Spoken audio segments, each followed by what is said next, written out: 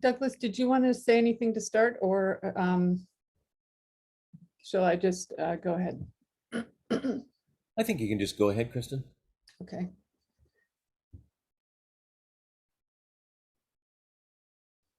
Tiffany isn't here, but I think we'll probably should just get started, and hopefully she'll join us. Good morning, everyone, and welcome to this session on the future of architecture. It's the first of a series of sessions we're going to be having on this topic in March. So I hope you'll join us for many of them. Excuse me. I'd like to start with a land acknowledgement. My name is Kristen Kornienko. I'm the coordinator of what is the collaboration of the Global Studio, and I'm in Sorrento, British Columbia. I'm privileged to look out at a beautiful lake on lands formerly known as the Salish region of Turtle Island, today known as interior British Columbia within the political boundaries of Canada.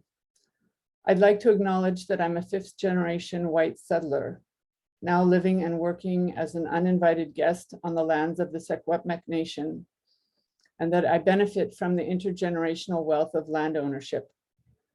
I'm a squatter on these lands. The region was not negotiated by treaty and remains to this day unceded. Immediately around where I stay, this includes the people of the Splatcheen, Nisconlith, and Squilax bands. Kuksjam, or thank you. A Splatcheen band council member described the Secwepemc traditional lands to me as roughly defined by the Shuswap Lake watershed and occupied since time immemorial by the nation's diverse cultures. There is archaeological evidence of their presence dating back over 15,000 years. I'd like to acknowledge and thank the ancestors and people of these bands for their ongoing inclusive activities towards healing and conciliation, and in defense of the land, water, and creatures of this region. And I commit to contribute to this in my role as a designer, educator, and activist. I'd also like to acknowledge that within these traditional lands is the Te Kamloops and the site of the Kamloops Residential School, where the first of the unmarked mass graves was found on residential schools across Canada. I also live and work in Igoli, or Johannesburg, South Africa, on veld that is the traditional lands of the San and Sotho-Twana people. I learned in the course of my research that significant gold deposits were discovered in both these locations within 4 years of each other in the mid-1850s, triggering colonial mechanisms of land appropriation, displacement of communities thousands of years old, cultural assimilation, and imperial resource extraction. I'd like to ask that we all take just 3 deep breaths to really think about and honor what that land acknowledgement means.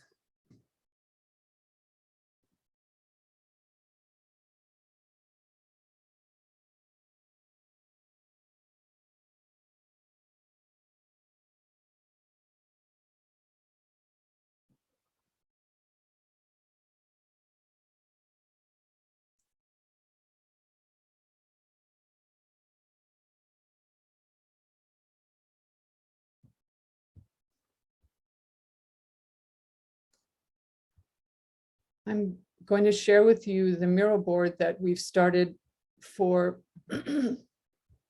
today's session. And this mural board is, the link is in and password are in the chat. And we're going to be using this mural board across all of the sessions during the month of March, so that the conversations can begin to speak to each other. And we can see the sort of crossovers between the future of architectural practice and and the future of architectural education, which, you know, so that they're not two different conversations. In between, we're going to have presentations from each of the speakers, and then a discussion. And what we'd like to do is in fact have it as a dynamic of conversation, as opposed to a panel, a group of panelists speaking to an audience. And so the rest of us have the privilege of eavesdropping, so to speak, on this amazing conversation. We'll then open it up to discussion between the members of the conversation and to questions from that any of us who are listening have. And you can either raise your hand and ask your question, or you can put it in the chat and we'll include those into the conversation. We're really excited that today is the first multilingual session of the Global Studio. This is something we've acknowledged as being really important, but we hadn't actually acted on. And so it's really exciting to see this happen. And I wanted to share with you the process of what we've gone through to do this, simply because I think it's part of the conversation today. And it was Izana, who is joining us from Brazil, who had asked if we could have a translator into Portuguese. And so we, you know, started looking into platforms for translation, and what seemed to be the standard was simultaneous translation. And so that's the direction we went. And then we had a conversation with Izana and Christina, and they mentioned, you know, Izana mentioned that she'd like people to actually hear her speaking Portuguese, and that becomes part of the experience, and of slowing down, and of acknowledging that this isn't just about everybody being able to hear what's going on in English, but actually acknowledging other people's languages and the beauty of them. And so what we decided instead was to do consecutive translation.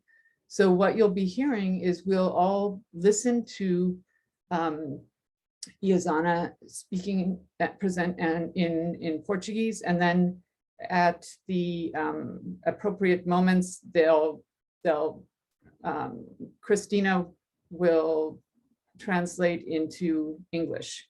So they'll be going back and forth so that we hear the language instead of you know, being able to switch through Zoom to have a translator. And so you know, it brought up a whole different way actually of interacting with the issue of language than just it simply being to understand. And so I think Shane and I both in our meeting yesterday just thought it was valuable to share that with people, because it's an ongoing process when we talk about decolonizing, and which is one of the things we're going to talk about today, is what actually does a decolonized architecture and a decolonized world look like. And it isn't always necessarily what we set out thinking it's going to look like. And so it's a slow and interesting process, but it also requires the humility of sort of acknowledging that what you thought was the best way to go often isn't. And suddenly we realized that having a simultaneous translator in this situation actually felt like another version of assimilation. And so I think that's a nice opening into the framework of the conversation today, which will start with an introduction and discussion on the discomfort that we often feel in these conversations, and that we need to feel in order to do the emotional work to change, because these are difficult topics. The eye rolling of when things seem different from the Western pedagogy that we're all and practice that we're all very used to, and how we need to address and think about that. What does a decolonized and a decarbonized world look like? We are addicted to our present world. What would a transitional narrative look like? And what are the tools? What is the role of a designer and architect as an activist in the transition to a decolonized world? We have 5 people in the conversation today, and they are Shane Laptis, Izana Guizo, Michael Donaldson, Sechaba Mape, and Tiffany Shaw Collins. I intentionally did not ask them to send bios in as an introduction. This choice was based within the context of the hierarchies of knowledge, gender, race, and white social constructs that are our norms. It's an easy way to think about how the listing of awards and accomplishments can feed that system of hierarchies. Instead, I leave the presentations to be their introductions. And we can all look them up and see what they've done on Google if we choose to. And so with that, I'm going to hand things over to Shane.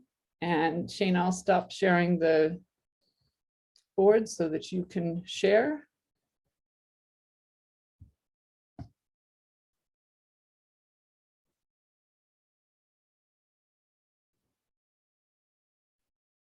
Shane, you're on mute. I'm glad I'm not the only one who does that.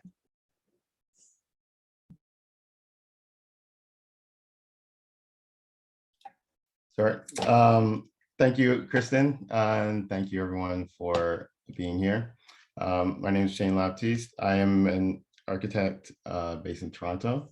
And I acknowledge that the land I live and work on is a traditional territory of many nations, including the Mississaugas of the Credit, Anishinaabe, the Chippewa, Haudenosaunee, and the Wendat peoples, and is now home to many diverse First Nations, Inuit, and Métis people.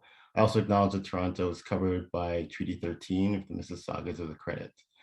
Also acknowledging the colonial impact of the commodification of lands and people, I would also like to acknowledge those of us who were transported to this continent involuntarily, particularly those brought to these lands as a result of the transatlantic slave trade and slavery. And we pay tribute to all the ancestors of people who are here and impacted by colonization. It is critical to look outside traditional architectural frameworks for tools that can disrupt the hierarchies of power and knowledge in architecture, early research and practice. This is especially true in designing spaces with communities who have not had access to resources or even to architecture in the traditional sense.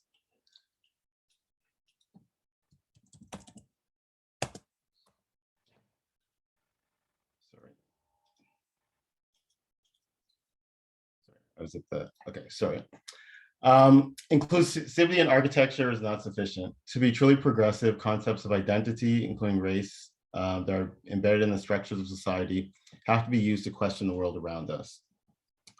When a community thrives in found spaces and has created opportunities to internally develop new ideas and grow without the support or even counter to dominant impulses of architecture and planning, what opportunities does architecture have for the future? So one of the things we wanted to look at is how is creativity and activism enabled in architecture from on specific projects I've had the opportunity to be involved with. Within the built and unbuilt environments in Canada, there's a history of underfunding of communities that do not have access to resources, access to the structures of power. A history, an attempt to learn from the legacies of what came before, the communities that we nurtured in the built environment is important to grasp. And there is a very strong legacy of displacing marginalized communities in Canada, and I'll focus specifically on Black communities in Canada. There's a strong need for communities to have safe physical spaces to gather. Within Black communities in Canada, there has been a strong history of resilience and resistance within these communal spaces. And in many cases, these spaces have been developed within found spaces, spaces that have been often on the margins, and there have been opportunity to create new experiences and new realities from these found spaces. In many cases, these have been established to counter both overt and subtle systemic and individualized racial harms. These are also spaces of joy and communal life. These spaces become areas of welcoming, of gathering, and of community knowledge and sharing. They provide a sense of care and a feeling that you can come as you are. There's also a sense of reverence mixed with a sense of approachability. And these spaces had existed and thrived and contained a significant embodied cultural and environmental energy. And through actions, both outside and internally, a lot of this energy can be wasted. And one thing that is interesting to look at is the fact that is how the people came together and communities thrived within these spaces. So some of the spaces that were established over the course of the 20th century I'm referencing include UNIA chapters in Toronto, Montreal, and across Canada, religious spaces and community centers in neighborhoods such as Africville, St. Antoine, or Little Burgundy, the Ward, and Hogan's Alley. And one particular space I want to explore is the NCC, which is a community center that was established in Montreal's Little Burgundy neighborhood in the 1920s. The picture on the left is from the city expropriation process of housing in that neighborhood in order to build an expressway to downtown. So in documenting the houses that were going to be expropriated and demolished, there's this process of really ripping through, and as you can see, just a really direct connection to individual homes as to ripping through the neighborhood, ripping through the spaces that people inhabit to create access to move past the neighborhood into new safe bases, new neighborhoods on the fringe of the city. So on the image on the right is the area that was eventually demolished to construct that highway.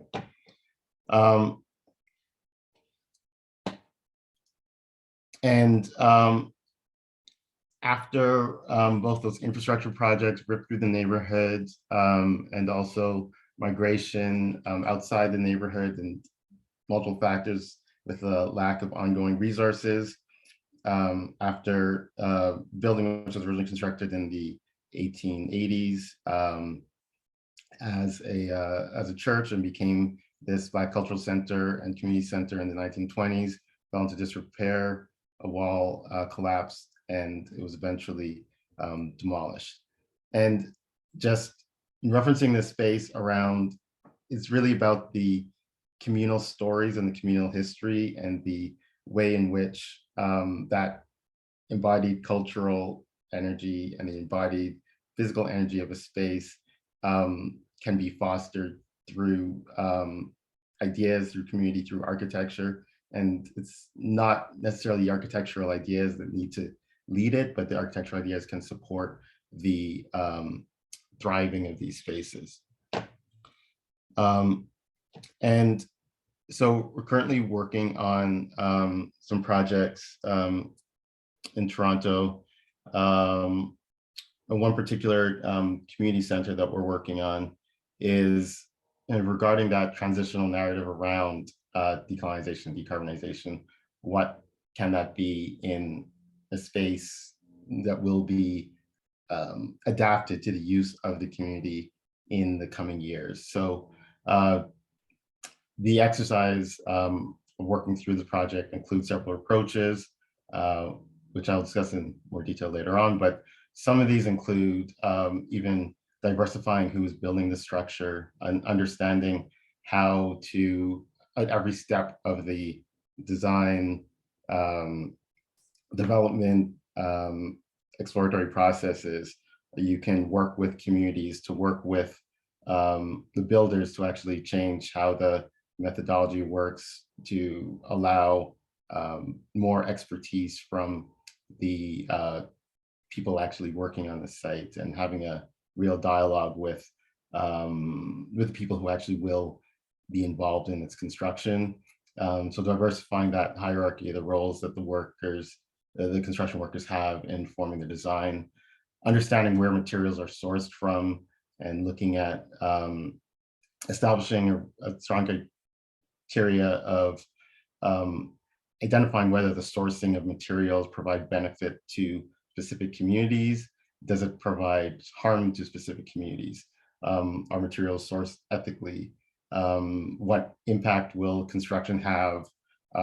As this Black Cultural Center, what impacts will this construction have on local Black and Indigenous communities?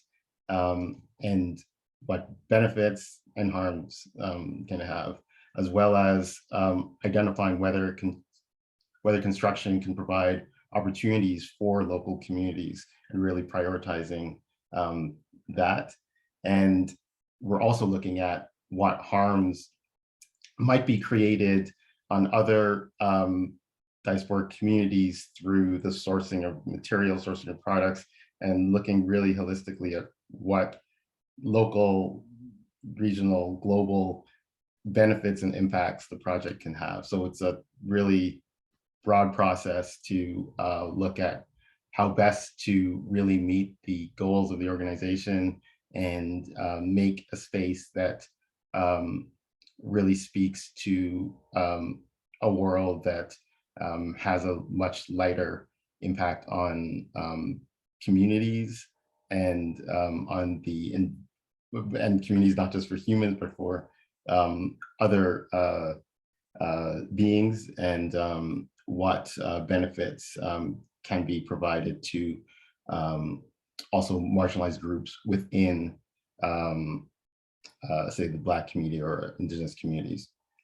And so this space is really going to refer to and foster a history and a future of activism. And just like to end with a quote, that the really progressive standpoint of architecture lies not in hindering the life that it itself enables. So thank you, Kristen, and I will sign off now. Thank you. Thanks so much, Shane. And we will continue with Izana Guizo, and translated from Portuguese into English through consecutive translation. Oi para todo mundo, boa tarde. Hi to everybody, good afternoon.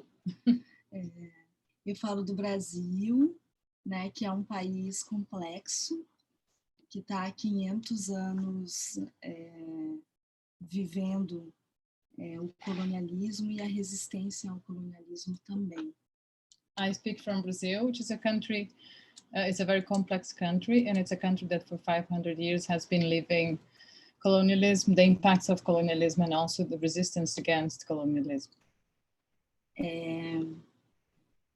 Ontem mesmo eu estava caminhando na rua com medo à noite e me deparei com a imagem de homem entrando numa lata de lixo.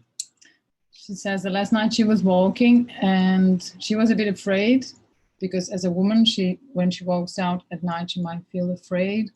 And there was a man jumping in, entering a garbage waste container. Eu acho que se tu deixar full screen não dá para ver. Can you see us? Small break. Can you see us in the video? Yes, we see you, and we see your slides. Okay, sorry, so we continue. isso diz que a gente nunca pode esquecer, né? É um país, apesar de a gente ter um privilégio branco, ser descendente principalmente de europeu, apesar de ser sempre misturado, né? De ter sempre sangue indígena, a gente nunca pode esquecer das feridas do colonialismo aqui no Brasil. She says that even or especially because we are white, we and I speak from myself as well, Christina, a white woman, we accumulate a lot of privilege, and we have to be able to address that as well. We know that most of us are mixed, and admitting that mixity as well of race and ethnicity is important to address the impact of colonialism. Bom, eu sou arquiteta e urbanista, eu sou professora da Universidade Federal do Rio de Janeiro, tenho doutorado em urbanismo, mestrado em psicologia e também sou formada em bailarina contemporânea. So Izana is an architect and urbanist. She's a former teacher. She's a lecturer, as we say in English, at the Federal University of Rio de Janeiro. She holds an MA in psychology, and she's also trained as a ballerina, contemporary ballerina. E hoje eu coordeno um projeto na universidade chamado Floresta Cidade, e sou sócia fundadora do estúdio Terceira Margem, que se tornou uma metodologia, que é o que eu vou apresentar para vocês. At university, she coordinates a project called Forest City, and she's also the co-creator of a Third Margin studio, and that's what she will be sharing with us, is the Third Margin methodology. I just want to say one quick thing, is that I'm not a professional translator. I'm a Brazilian who had the privilege of living for a few years in England. So my access to English language is very much a composition, and it does depend a lot on invention as well. So you might hear some new words. In case anything is not clearly understood, you can just raise your hand, then we make a quick stop, and then we can say it again with different words. Okay, thanks very much, and thanks for your patience as well. Thanks, Izana, for inviting me. Obrigada. Ok, então vou começar.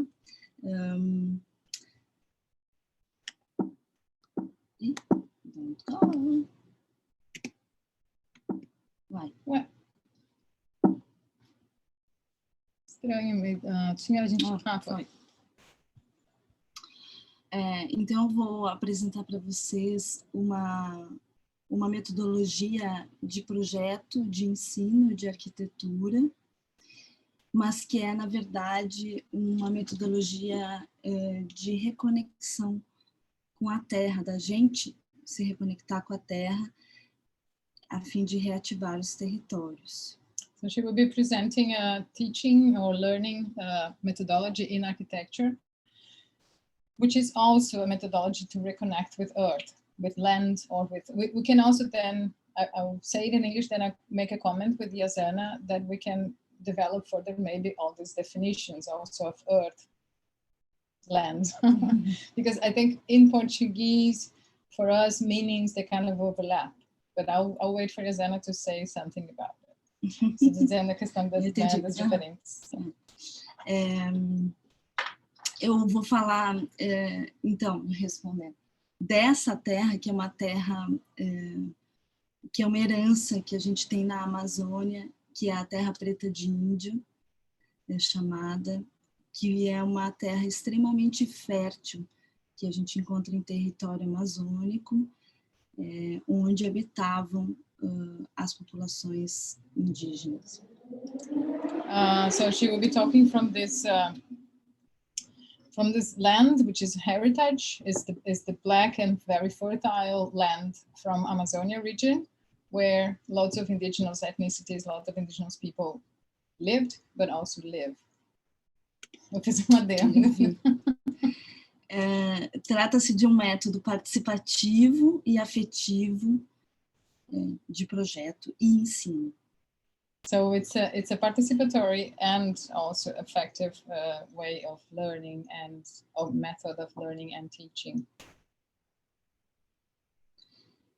Enquanto o vídeo passa sem áudio, eu queria dizer que tudo que vocês estão vendo são metodologias, são ferramentas de projeto. Não é algo que prepara o projeto, é projeto. Eu gostaria de convidar vocês a ver nesse sentido. So while we are seeing this video without a sound, she wants us to think about that all that we're seeing now, all these tools are tools for the project, which are not tools to be understood as tools that build something that is going to come after that. So she's saying that this is not to prepare for the project that's going to come in the future, but this is the project itself. So this is the event of the project itself already, even if it's a tool for preparing. Maybe we should then forget about the notion of preparing. Sorry, maybe that was a mistranslation. A primeira coisa é a gente reconhecer, que eu gostaria de dizer, é que a gente precisa reconhecer que a gente habita um planeta danificado, já danificado. So she says that we need to recognize, in first place, that we are living in a damaged planet. E eu queria que a gente, então, visse a Terra mais da perspectiva da terra preta dos indígenas da Amazônia, do que essa terra que a gente vê do céu, que a gente acostumou ver do céu, de longe, e que está gerando esses plastiglomerados, né? Que está gerando uma espécie de rocha plastificada, que é extremamente infértil, que é extremamente o oposto da herança que a gente tem dos povos ameríndios, de uma terra extremamente fértil que está no chão, é oposta a essa terra de cima, que está gerando esse tipo de herança mórbida.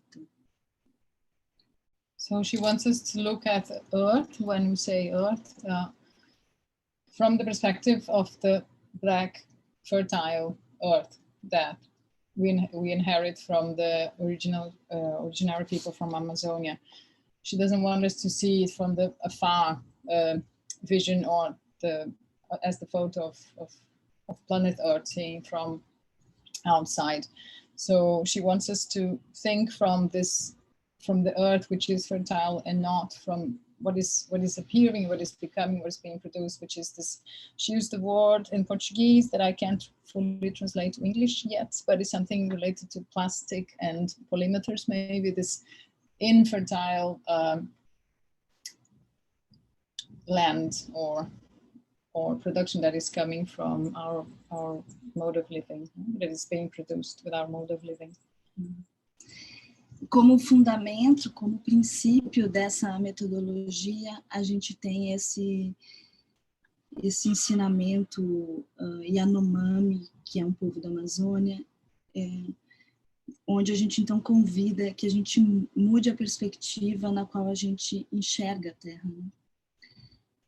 Que é assim, um mundo de floresta fecunda, transbordante de vida, uma terra como um ser que tem coração e respira, e não um depósito de recursos escassos, ocultos nas profundezas de um subsolo tóxico.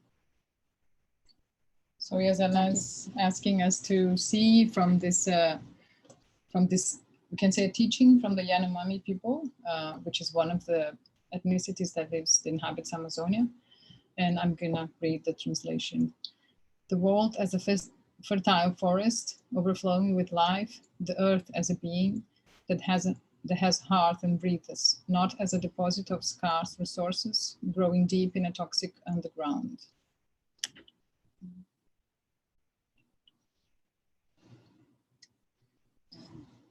Aqui são fragmentos do Habitar Fogo, que são partes da oficina, do método, que são rituais realizados. So this is a fragment of one of the methods, one of the practices in the method, in the third margin method, which is fire. And it's one of the rituals that she brings to practice, inhabiting fire. Então, a proposta é que a gente precisa recuperar os corpos para poder sentir a Terra novamente, fazer parte dessa grande teia da vida que é habitar o planeta e construir os nossos modos de habitar a partir desse princípio. So Izana is proposing that we have to recover the bodies first to be able to feel the earth, to be able to inhabit this principle.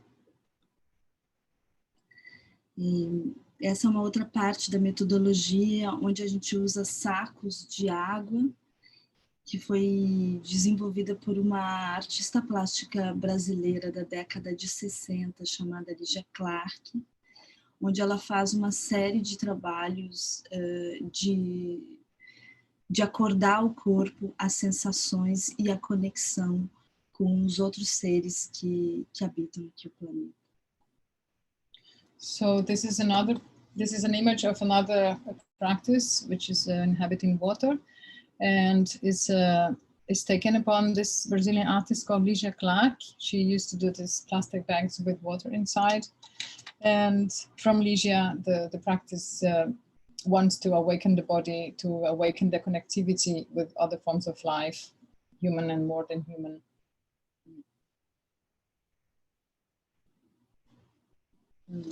Me parece que o que a gente precisa, sobretudo nesse momento, é ouvir. Conseguir ouvir quem a gente não costuma ouvir, que são os povos originários, e ouvir também o que não é humano.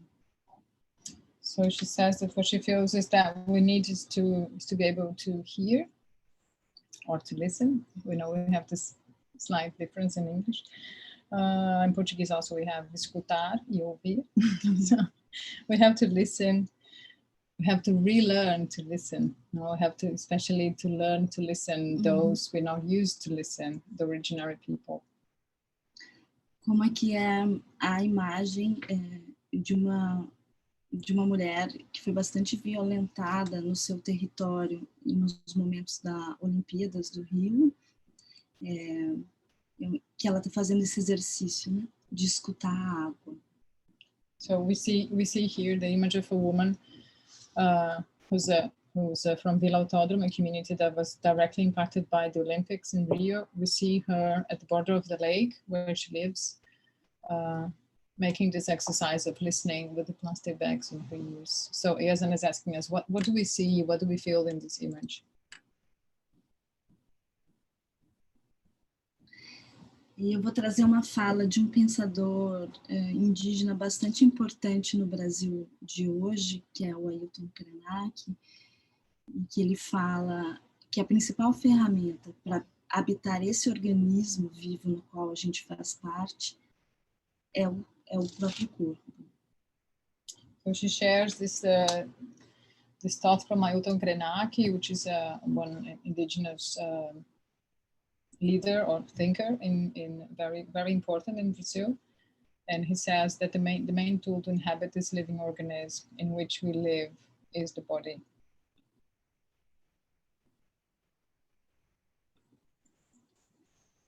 Todo corpo é um território e está em movimento desde o passado até o futuro, que é uma outra liderança indígena, uma mulher, Célia Chacriabá. And this is said by Célia Chacriabá, which is another indigenous leader, a woman. She says that the body is the territory and is in motion from the past to the future.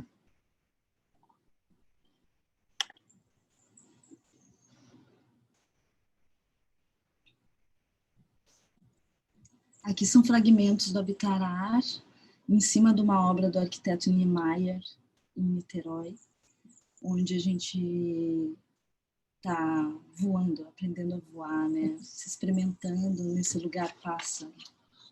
So this is a fragment from one of the workshops from the Inhabiting Air, and they are on top of the museum, the project by Oscar Niemeyer in Niterói in Rio, and they are learning to fly.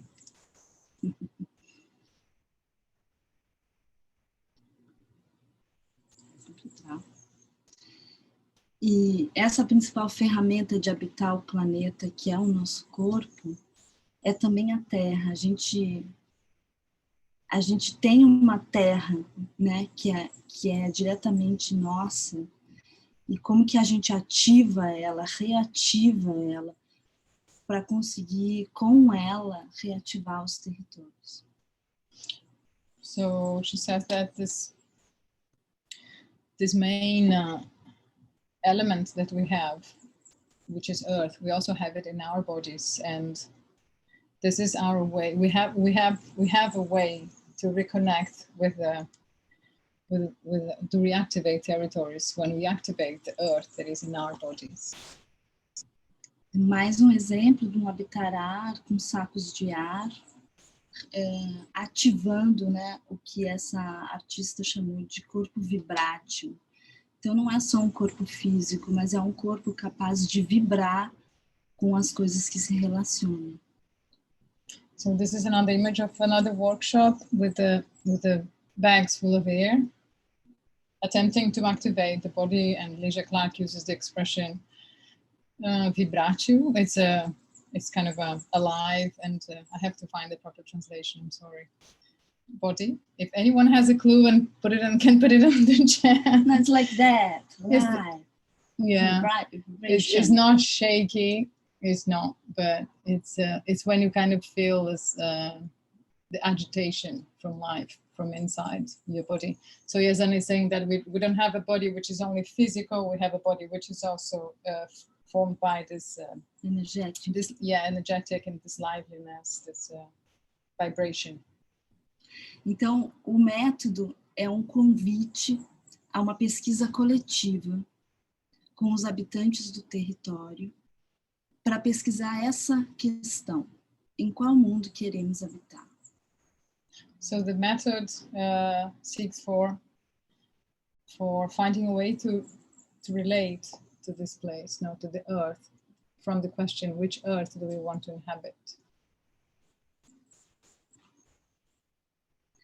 E a gente vai pesquisar essa pergunta, essa questão, não com um pensamento, derivando o pensamento, mas com o próprio corpo, buscando inesperado das memórias, dos desejos, das sensações a partir do próprio corpo.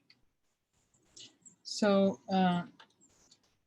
the research method doesn't want to depend on thinking, doesn't want to depend on reflection, but wants to do research from the body, from the memories, from desire, from the sensations of the body, from the perceptions of the body. É organizado, então, em oficinas sensoriais dos 4 elementos: habitar ar, habitar terra, habitar fogo, habitar água. Porque antes de construir algo, a gente habita os elementos. E eles, que ao limite, vão constituir a arquitetura. So she says that the method is created from this sensorial research, so from this research that depends on the senses. And she says that the inhabiting already happens or exists through the 4 elements, through the different 4 elements. So that's where the project should come from. And from the previous translation, I forgot to say that what happens when we research from the body is that the unexpected comes along. So it's opening to the unexpected. Mais exemplo de a gente formando uma roda para começar a pesquisa. So this is an example of doing a circle to start the research. O propósito desse método é nos lembrar que a gente precisa criar coletivos, que somos coletivos, mas não só humanos, né? Somos coletivos porque precisamos criar comunidades, mas também com o que não é humano. Isso quer dizer que os coletivos não estão dados, a gente precisa criar e cultivar os coletivos, e esse método se propõe a isso.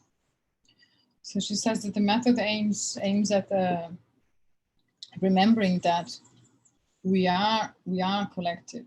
We are collectives. We come from collectivities. But my adding is maybe the collectivities are forgotten somehow. So when she says creating, we need to create and to foster and to sustain these collectivities as what else? Eles não estão dados. Yeah, they're not given. They're not given. So creating means creating the connections with the human and with the more than human. Obrigado. Mais uma imagem. Então, o que a gente faz é basicamente construir uma demanda de projeto. A gente faz uma passagem do pedido para a demanda de projeto, que é o seguinte: se eu perguntar em qual mundo você quer habitar, a resposta não pode ser eu preciso de 2 quartos e gosto de parede verde, porque ela não responde essa questão. É muito pequeno, é muito reducionista. Então, se eu fizer uma participação e perguntar para as pessoas diretamente o que elas querem, elas vão responder algo funcional. E o que a gente busca é escapar isso, porque a nossa vida e o mundo é muito maior do que isso. Deixa eu ver. So she says, I'll just go. Dá para voltar, não? So the idea is to work on this relation between the request and the demand. So she says that when you start from the question, which world do you want to inhabit? You're gonna be asking for a broader response. She says that the whole method wants to escape the functionality of, I want a room, I want a house, I want a home with 2 bedrooms. She says, if you make that question of which world do you want to inhabit, you're necessarily requesting a broader response. So that's how the project wants to work. E a gente começa a ter respostas que não aparecem diretamente. A gente começa a ter respostas que falam dos nossos afetos, do que a gente deseja habitar, de que mundo deseja habitar, em conexão com os territórios. Como essas, um espaço de saber e amor, misturar o universo com a natureza. Essas não são respostas minhas dos arquitetos, são respostas dos habitantes, da comunidade, depois das oficinas. So this, the replies to the question, they never come directly, they never come objectively, they come along, they come after, they come with the process. And she says that those 2 quotes, I'm going to translate in a minute, they're not responses from the architects, they're responses from the people inhabiting these territories, the people who are participating in the workshops. And those responses, they speak from affect, they speak from desire. So the first one says a space of knowledge and love, and mixing up universe with nature. Ver o céu quando a chuva cai, escutar o som d'água. To see the sky when the rain is falling and to listen to the sound of the water. Que a gente pode só sentir o vento como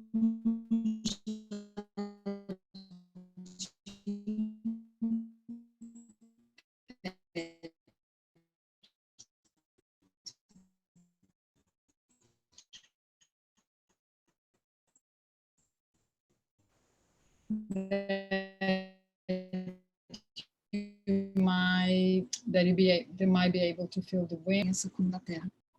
that we get gostosos. that this love, this strength, and this courage, they bring many fruits, and that those fruits be very tasty, very yummy. Essa comunidade é uma comunidade da Amazônia e que queria reformar uma biblioteca, e o primeiro pedido deles foi: a gente quer um banheiro e precisa de mais janelas. Essas respostas de como a gente quer, que mundo a gente quer habitar ao ler, né? Qual é a criação, a imaginação, o encantamento que eu quero ao me conectar com a leitura, elas só existiram pós as oficinas. So she's saying that this is a community from Amazonia, and then she was working with them in the project of refurbishing a library. And then the first demand from them was that they wanted a toilet and they wanted windows. And then she says that after the workshop, what appears that from the question, which world do you want to inhabit? What appeared was the enchantment from reading. So from reading, the experience of reading books, what the connection with that experience came after the workshop, the experience of reading. Então, o que a gente faz é criar relações afetivas antes das relações espaciais. E com essas relações afetivas, produzir o projeto. So she says that what they do is to create effective bonds before você falou antes de fazer o projeto. Físico, né? Yeah, so the effective bonds is created before the physical needs of the project. Aqui a gente já, numa segunda etapa da metodologia, já começando a desenhar, mas depois dos workshops, e a gente então pensando os espaços juntos. This is again Vila Autódromo in Rio, and this is it's like a second moment after the first round of workshops. This is then thinking together, drawing together. E a gente pode então incluir outras dimensões, como a dimensão sagrada no projeto, né? O afeto, ele move o mundo. Ele não é algo que a gente acostumou a ignorar os afetos, mas de fato move o mundo sobre várias perspectivas, né? Inclusive de filosofias ocidentais, mas também de outros povos. Então, o sagrado aqui não como religião, mas o sagrado como algo que eu reverencio, que é a natureza, porque não tem como eu viver sem ela. So the method can also reconnect with the sacred as a nature, as something that I depend on, something that is in our life, that we make reference to. And so that comes from the work with the affects. And she says that affects are forgotten, affects are shut down, silenced, also by many different knowledges, also by Western philosophy. And what she feels is that they need to recover that connectivity with the sacred as well. Então, um desenho como esse pode ser projeto também. So a drawing such as this can be considered a project as well. E assim a gente pode narrar outras histórias de projeto. E não sempre as mesmas, com as mesmas ferramentas, com os mesmos softwares, com os mesmos pragmatismo, né, que é tão propagador desse mundo colonial.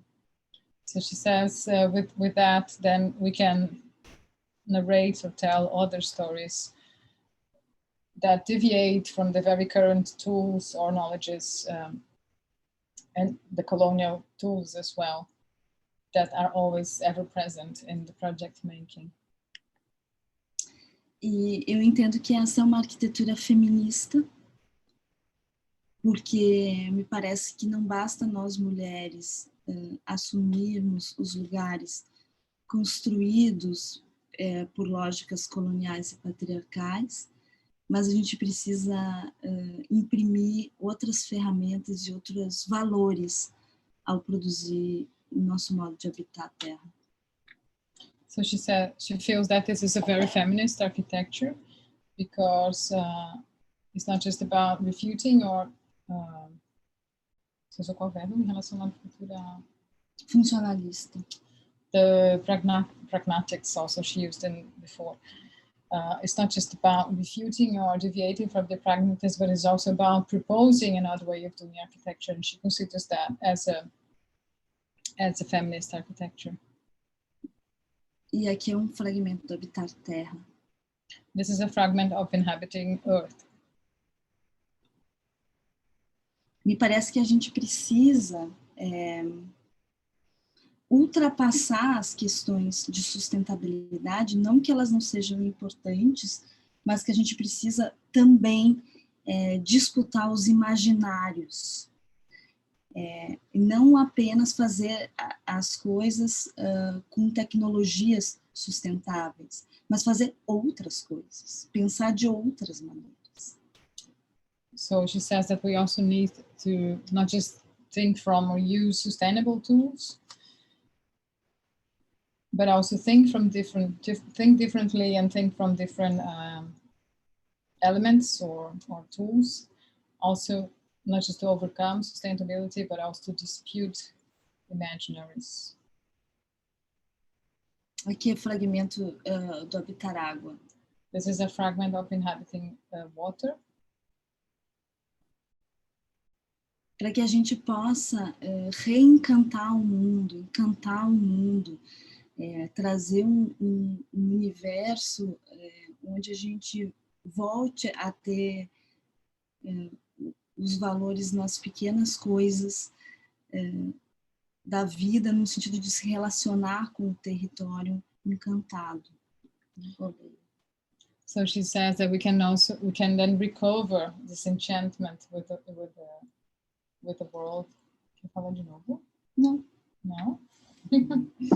Enchantment with the territory as well. Como esse exemplo, para terminar,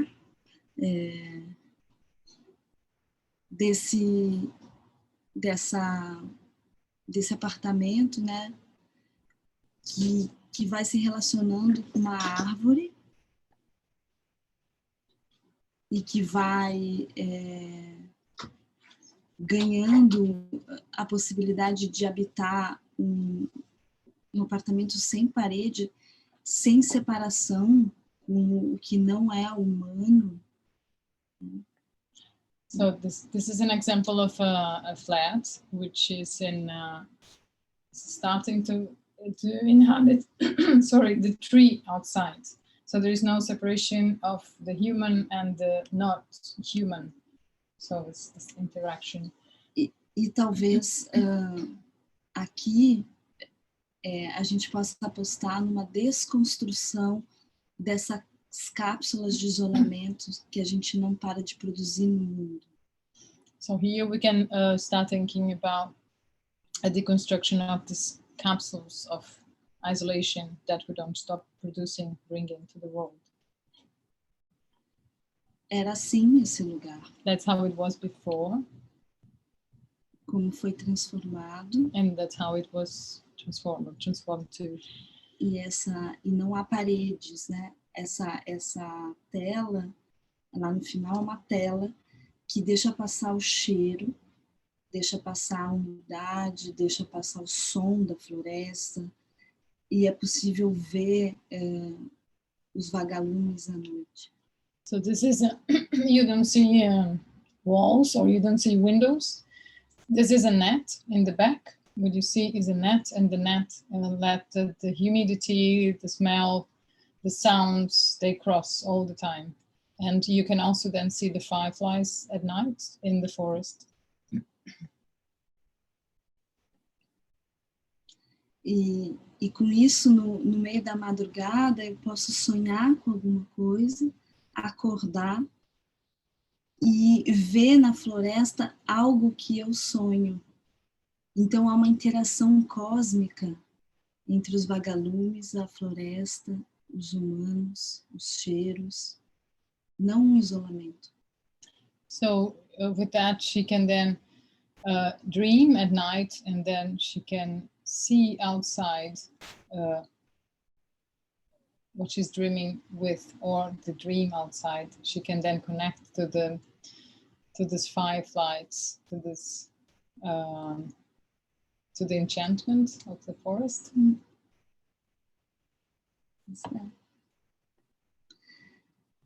E para finalizar, me parece que o encanto, né, o reencanto urge no mundo a possibilidade de a gente pertencer à Terra e reencantar o mundo, partindo do nosso próprio corpo, para conseguir pertencer a um território, para conseguir cuidar e se relacionar com ele, né? So to finish, she says that we can think from the body, and from this body in the territory, then we can project or can relate to the world. Aqui é um livro que fala um pouco desse processo, ele está em português, chama Reativar Territórios, o Corpo e o Afeto na Questão do Projeto Participativo.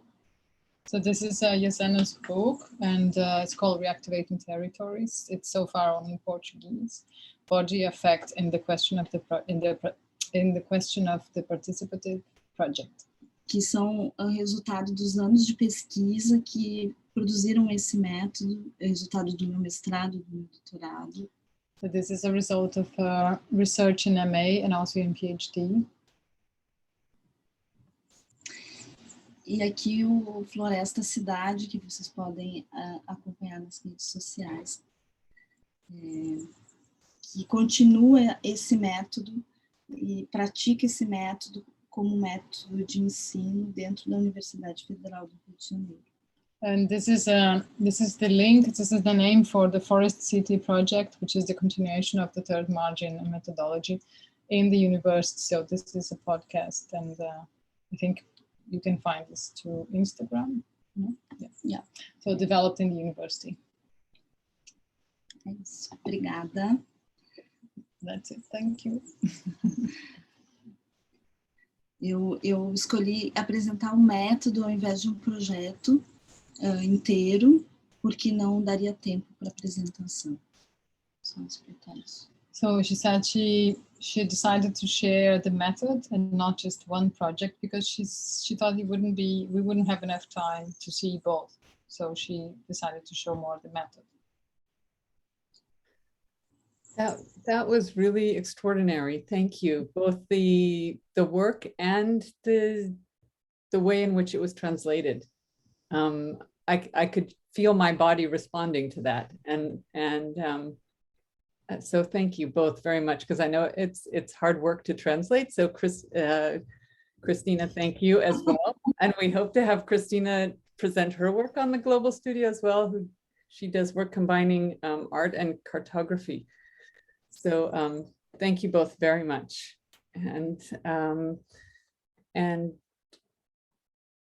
Michael, if you're ready to join the conversation. I am ready to go. Can everybody hear me? All right. Yeah. Okay, good. I always feel the need to check. So I guess I'm going to come at this from maybe a slightly different direction, which is to talk about the current state of the practice of architecture relative to what I think it could be, and what we hope to try to move it towards through the small vehicle of this practice. So what I'm going to share today is excerpts from our own strategic plan, which is looking at this issue from the point of view of how we can actually start implementing a different type of practice, and how it responds to what the current context actually is. So while I wouldn't say that the topic is really explicitly about decolonizing architecture or anything of that in that stream, a lot of that is implicit in what I want to talk about and what our own observations of the state of practice actually is. So I'm going to share this. Please forgive, some of the pages have some very dense text on it. Don't feel the need to read it. It is really just because this is from another document. So I'm just going to share a screen.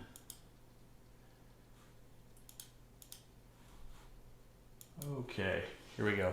So this is an ongoing process for us, by the way, of trying to revisit how we do our work and how we conceive of it, to try to open doors to future opportunity. And I think that may be the first point that I really want to make, is that one of the observations I've had through a 20-year career in architecture now, which is a little bit shocking, but is that the problem is not really about of becoming a designer, becoming an architect, is not as much about talent or anything like that. It's typically about access to opportunity. And I think that that's something that we've certainly seen, which means that for others it's even more extreme a problem, depending on where you're coming at it from. And it has this relationship to what the nature of practice really is, right? How do you find a way to the opportunity through the the structures of an industry, through the structures of society, and everything that kind of feeds into that. So what I'm going to do now is just kind of try to take you through this document, which kind of catalogs some of the thought process that's leading us towards making some changes in the practice. So as I mentioned, it's 10 years. First thing that I really wanted to do is just to to think about what architecture is. And this is an architecture studio to some degree, I know, but we're talking about things that go well beyond the traditional boundaries of the discipline already.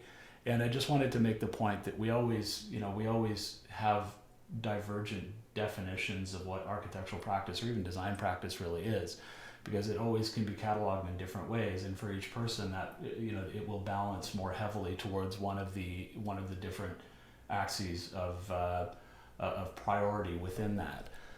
So really all I wanted to say about that is that we want to find a way forward that is as open-ended as possible to make sure that we make room for things to be a little bit different. So the first thing that we really started to do was to ask difficult questions about why we do things the way that we do them. And I don't, some of that just comes from the fundamental frustration of spending a lot of time doing things that don't feel like they add up to making any real impact, and are procedural or just habits that have been developed by a really self-protecting profession that really wants to make sure that it preserves its own impact, often at the expense of doing things that really will matter, really will make a difference. So what I started with was just asking myself the question of why I had entered this profession in the first place, to understand what I cared about and why I really kept doing this, given that it has positives and negatives around what it's actually like to practice this in relation to other disciplines or other professions, really. So the first thing is that I know that I love to learn, and I think many architects share that. It's something that keeps me going, is the opportunity to keep learning new things and to keep expanding it, which is part of why I wanted to be here today, really, is to hear other people's ways of doing things so that we can understand how they might relate to how we work, or how we could work, more importantly. I think it's really important to acknowledge that we enjoy, as designers, often creating beauty, and that while any definition of beauty will be different for any person, getting the opportunity to involve yourself in anything that has that built into it has an innate value for me. It really feels, it's part of why I want to continue doing that. And I think we often are too delicate around this issue and of the issues of taste and of things that are hard to define in design, and that kind of bleed out into the territory of art or other areas. We should really be much more open-minded about how we address emotional components of design. Impact. I really like the idea that the things that I do in my day-to-day work may have a positive impact in the world, and I think most designers would share that as a fundamental design optimism. Meaning, like, part similar to the above, that you are doing something that matters, right? That is not just an activity to turn a crank that produces a good for some other thing. And part of the reason that that we are where we are right now is the realization that that is in fact what we do, right? We do turn a crank to produce goods and services and keep that moving, and asking the question about whether that's really what we set out to do in the first place. And really where I'm going with this whole topic is to talk about what we can actually try to do about this as a practice, and of ideas that I'm hoping to share as a discussion with anybody on the call who's interested in raising it, because this really is just our own response to what we've observed. The joy of invention is also something that I've always really felt is something that keeps me interested in anything. I thought I produced this diagram about a year and a half ago, just to try to place what we do within a larger context, because I wanted to try to articulate to people the notion of where you can exert force from within something when you're in a complex and large system, that there's so much stuff that's totally out of your control or that involves interacting with other parties. So the purpose of this was just to lay out how a traditional system that we work with on a day-to-day basis could be conceived of, and to try to understand how we could change the way we look at this, or change these relationships to find more interesting opportunities to do things in a way that might be more effective and more interesting. I also went through a process of trying to catalog the things that I felt held us back within the profession, and I'm not going to go through a lot of these because it's a fairly long list, but it was just the intention of this was to be disciplined in trying to ask difficult questions about what things go into the practice of architecture that are both positive and negative, and that can be turned to better purposes. Because really what I'm trying to find is a way of rebuilding a practice from a new beginning, really, to try to make sure that it solidifies around the right body of knowledge. And I'm borrowing that term from a professor named Marcellus Stan, who used that phrase in a presentation that I was part of, and it just really stuck with me, because the question of what the right body of knowledge is a pretty open-ended question. And the answer to that is, what the right body of knowledge is something that's going to change really dramatically depending on what your point of view is. So I really thought that was interesting to engage with, to say, if we were to start at the very beginning, what would this look like? How would we decide what the role of the profession actually is in service of goals that we would try to establish as really fundamental principles, instead of just this is how we do things. And I always come back to the saying, a hammer only sees nails. So does an architect just design buildings because that's what they know how to do, or is there something deeper at play that could be brought to bear on other problems that are similar in nature?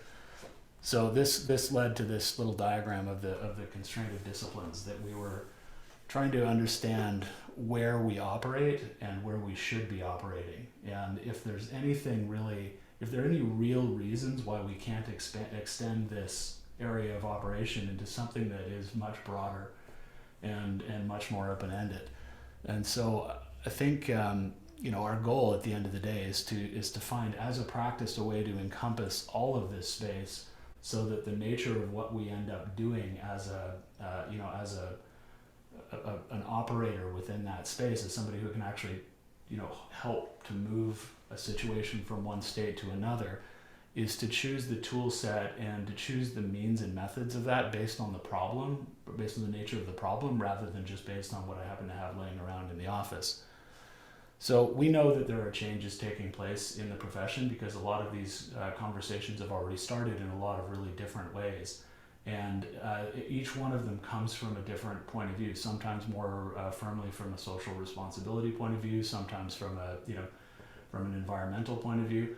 And I think that we really all know that fundamentally all of those things have to be dealt with together for anything to really operate with any real impact, because you can't just isolate a problem and expect it to change it by turning a couple of variables.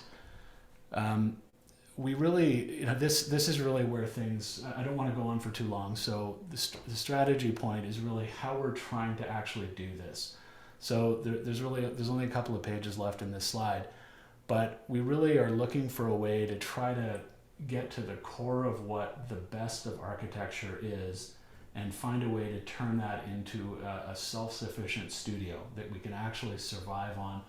Because I think that we all have to keep in mind that we need to find ways of gaining some traction against the systems of the world if we want to actually change something. We can't just step outside them and do our own thing. We still have to have some degree of interaction with things, regardless of what you think about them. And I think the notion of architecture as an instrument of production of capital is important, that we are all aware of that it's often really about that. But within that system, there are still ways of impacting what the outcome is, and trying to understand the system well enough so that you can try to act on it in ways that may be unexpected or may deliver outcomes that are above and beyond what the base need of it actually is. And I found that really a fascinating notion, that we can try to do more with those systems than they're really intended to, and to try to find those opportunities by creating by building a good understanding of the context, by being as open-minded as possible and as participatory as possible, and making sure that you gain as much insight, and that includes anybody else who might be involved in it, to be able to make a change. So we know that there's stuff that has to be shed as part of this, like habits, professional practical habits, and we know that we've become very good at operating within that system, but that is in a way one of the tools that we have at our disposal is an understanding of how that traditional system works, so that we can open it up a little bit to try to give others access to it, and to turn those tools into things that can be more broadly deployed. I think one of my biggest complaints about the professions in general broadly is that they're very, very closed, and that there's something, I think, more to be gained by opening that up, because it would raise the bar for what's expected of everybody. That just because you are protected as a profession doesn't mean that you should be able to decide, who gets in and who gets out, or what the right way to do something is. If somebody can demonstrate that something has merit, then it should be given the space to grow and to try to be proven out. So this is just that diagram that I mentioned before, to try to figure out where we really are going to try to operate so that we can understand what to do. And we're in the process of trying to articulate what this would look like as an actual professional practice. And I think one of the difficult things about any discussion around the profession is deciding what constitutes an expert, and what constitutes a profession, and what constitutes consultation, and all of the things that fall in between those spaces, to try to figure out how the systems that protect that profession can be opened up a little bit, at least a little bit, to improve it across the board.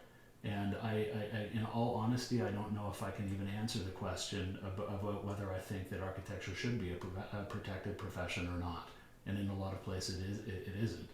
But I do know that I've spent a lot of time learning how to do what I do, but being fully self-aware that a lot of those things that I've learned how to do are entirely about the systems of power that are already at play, and not really about what actually drives positive change.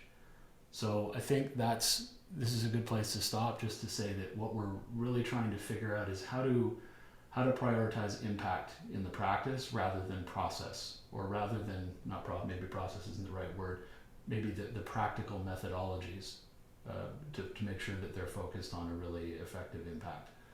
And I will wrap up right there. So thank you for listening. Thank you so much, Michael. And we will continue on with Sechaba.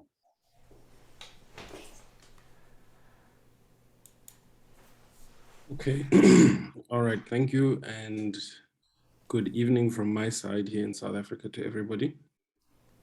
Okay, I'm gonna just share my screen.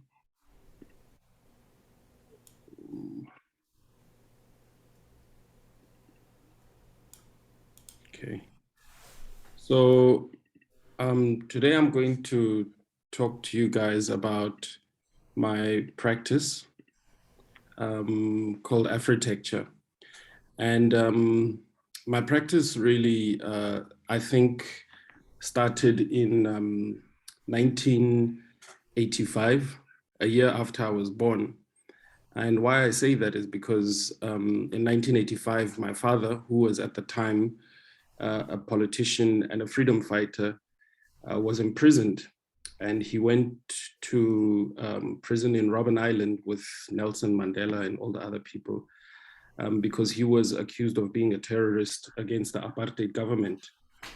And as an activist, he worked very hard, even in prison, to bring about the change that happened in 1994 in South Africa. And from 1994, when we became liberated, because as you all know, the ANC was a liberation party in South Africa, we brought about a new constitution. And that meant that fast forward, when I graduated from architecture school, I suddenly had new opportunities that were not there prior to the time when my father and his comrades brought down the apartheid government and started the process of decolonizing our country, South Africa. And so when I started practicing and also in my academic work, I began to have opportunities to work in particular contexts that are contexts that only really emerged after 1994 as places that can be practiced within. So what I came with was really a desire to bring about something within these contexts, which are, for example, the community I grew up in, to bring about something that was positive and that could expedite the process of decolonization. So, for example, some of the places that I was working in and that I've been working in are what we call tribal lands in South Africa. And that means that these places are not governed in the same way as the rest of the country. They are part of a broader legislative framework, but the kind of ways in which things are done are all according to so-called tribal laws. So what does it mean for an architect to practice within what are called tribal laws or tribal land? And so this was a kind of, you know, if you compare it to normal kinds of architecture or what is mainstream, people might say that these kind of places I've been working in are informal and are not strictly regulated. And so, you know, the question is, can we take these kind of situations seriously? Because they become an avenue in which architecture can be practiced in a context that is, to a certain degree, outside of the Western dominant hegemonic framework. So I want to show you the kind of projects that I've been doing within these tribal lands and these spaces that are kind of like islands or you know, parallel worlds compared to the mainstream context in which architecture is practiced in South Africa. So this is architecture now practiced within tribal lands where there are different kinds of protocols that have to be implemented in order to practice. So the framework that I've been operating within, by virtue of the fact that I'm working within this context and the client that I worked with in this particular project, I'm trying to work within what's called an animist worldview, which really all it means is that the world, the earth, the planet, everything is seen to be alive or have some sort of vitality. And so, you know, another thing that one can ask, can we take that seriously? So this is a kind of complex that the projects are situated within. And this thing that is drawn here inside in the middle of the site is actually a representation of the wind or the whirlwind.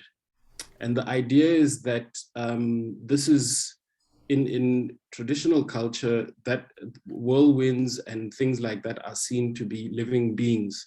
So as the architect, I'm trying to include that in the way in which I'm thinking about the project, thinking about these forces as living beings.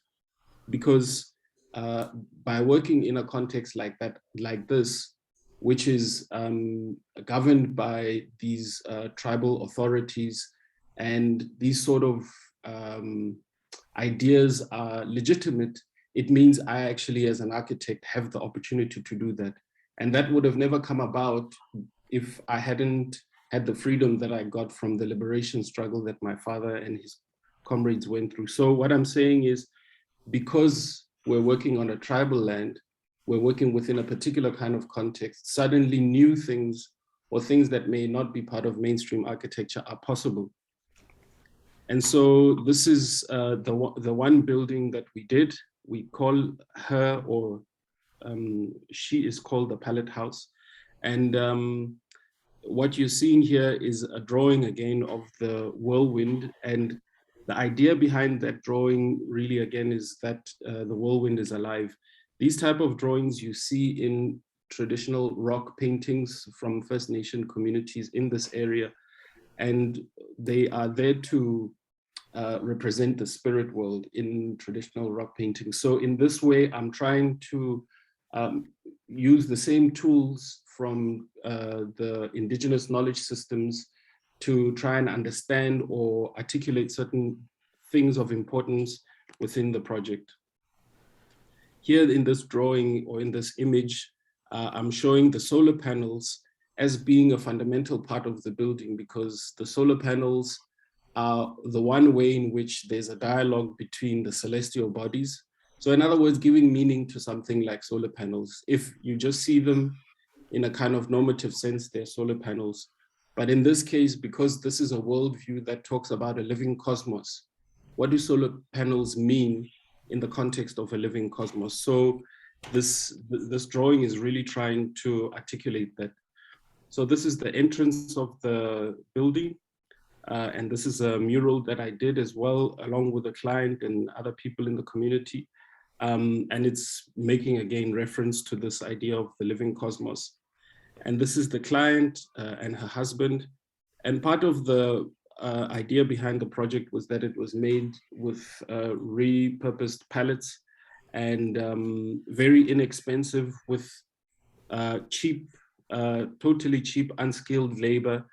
And so the idea here was that, you know, we're working within a context that doesn't have money. So we're not relying on this sort of capitalist system, because yes, obviously the broader, larger framework is capitalism in this country.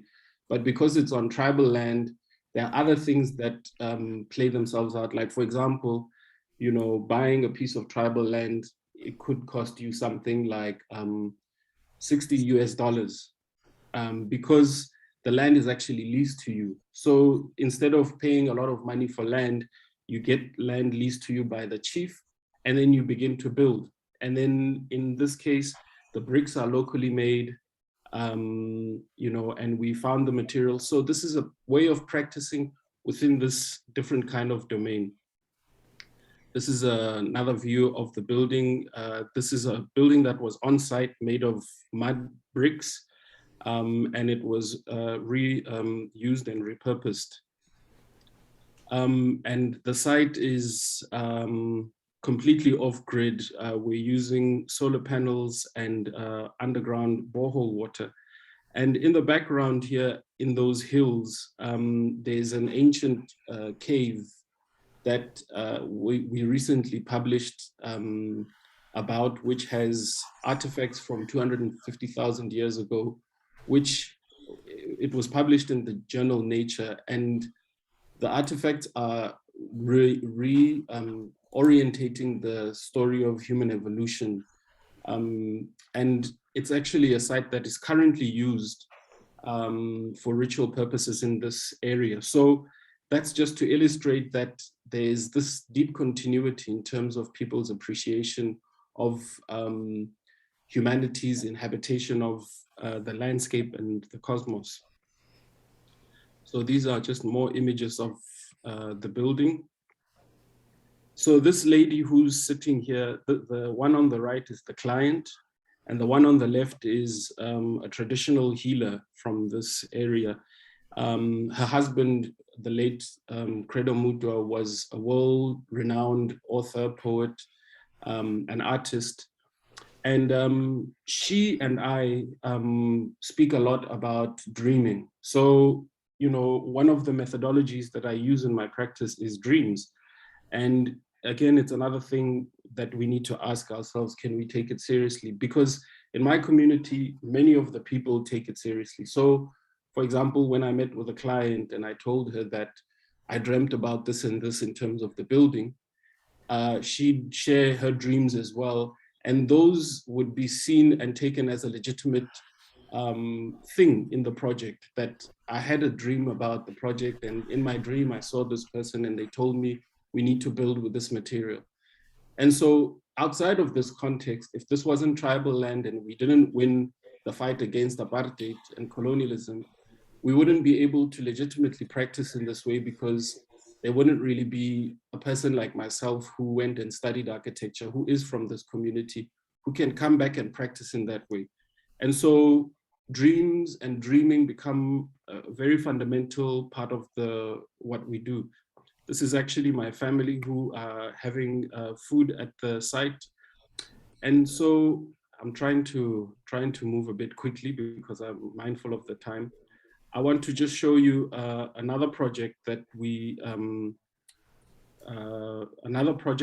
did on the same site, which was the tire house. And again, in a similar way, trying to use the representation here, trying to use traditional rock engravings and rock art from this region, which, you know, some of them are dated back 70,000 years ago, when human beings were living in the world in such a way that they were in dialogue with these elements and with whatever was happening around. And, you know, these kind of things were reflected in the rock art. And therefore, in this drawing, I'm showing the world which is inhabited by forces, which, you know, people call them spirits, but forces that have vitality and life, and not just inert objects that don't have any life. So, you know, the wind blowing someone's umbrella is actually something that the person can relate to and see personhood in that wind that's blowing the umbrella. And again, this building is completely off-grid. And the solar panels here are, again, the one way in which we can start talking about how can architecture be cosmic? What is cosmic architecture? Can it be through the solar panels that we start to find avenues to make meaning? So in other words, I'm interpreting solar panels through the paradigm of the worldview of the people in this particular community. And this is the way in which they're making the bricks. And in this case, we used waste tires. There was a lot of waste tires. Like I said, it's a community that doesn't have money. I mean, you can see that, but it doesn't mean that there aren't any resources. So the land belongs to the people. So the land is the resource, and the willingness for others to work with us. So people are another resource. So yes, it's not, you know, this incredible capitalist system that has a lot of money to fund projects, but there are other ways in which we work together. People donated, you know, parts of the building like window frames and that kind of thing, etc. So the most important thing that's come out of this work is what it has managed to do for the community. So, like I mentioned, I'm trying to, sorry, there's something in my way here from Zoom, and I'm trying to change my page. So this is a Facebook page of the project, or rather, the client is now in operation with this place. And this is some of the activities that have happened. I mean, the project was really meant to be a way in which the client is generating some additional income. She didn't have a specific purpose in terms of a program for the project, but she knew that it had to be meaningful. It was part of what she dreamt about, and it had to give our community something that can reverse what has happened because of colonialism and apartheid. And so here they are visiting one of these sacred caves that I spoke about that has artifacts from about 250,000 years ago. For the first time, the community went back to these kind of places after hundreds of years of colonialism where they were literally blocked from coming to places like this. And so here you see them doing traditional ceremonies. So these sites are actually archaeological research sites. But now, because of freedom, we have access to these sites again. And the building and the project that we did is the base where, I mean, you can see the tire house there in the background with the tires. It's the base where these activities are happening. People are beginning to reconnect with the losses that have happened because of apartheid. You know, traditional and cultural things that didn't have a space to be practiced suddenly now have a space to be practiced within the community. And for me, this is really the most important thing that has come out of doing this project, is that it has suddenly created a space for people to reconnect with these ideas of who we are as this particular community, as African people, you know, and in essence, really, what they're connecting with, which comes from our ancestors and coming from these kind of sites like the one you're seeing, is this idea that we are connected to the cosmos, that we're connected to the earth, that we're connected to the cosmos. And that's really our identity. And now we finally have an opportunity to continue practicing these kind of identities and no longer have to be subjugated to, you know, Western homogenization and, you know, and the destruction of our cultures. So for me, really, I think what has been powerful about the projects that I've done is that because it's on tribal land or it's within land that is owned under different circumstances, it's not a piece of property that is legislated in a normative way and is owned in a particular way. It's a communal land. It suddenly meant that there were different ways in which we could do things, different opportunities, bending rules. We weren't sticking to the rules the way you would usually stick to the rules. We did submit drawings to the local council, but because it's tribal land, they didn't really care. You know, the person who really has authority is the chief. And so suddenly, by having a project happen under those conditions, it meant that there are all these new things that we are learning that we would have possibly never learned in any other situation. All right, so I'll leave it there. Thank you.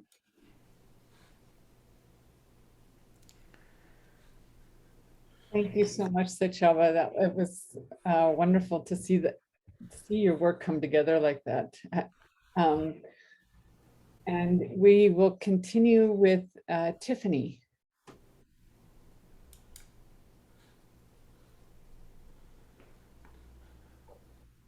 Hello, can you hear me okay? Hi, Tiffany. Yes, we can. Hi. Okay, I will try my very best to do this quickly. I'll start my timer so that I can attempt to keep myself in check. We'll see if it works. So I'm going to share my screen now. Can you see this okay, the Google Slides?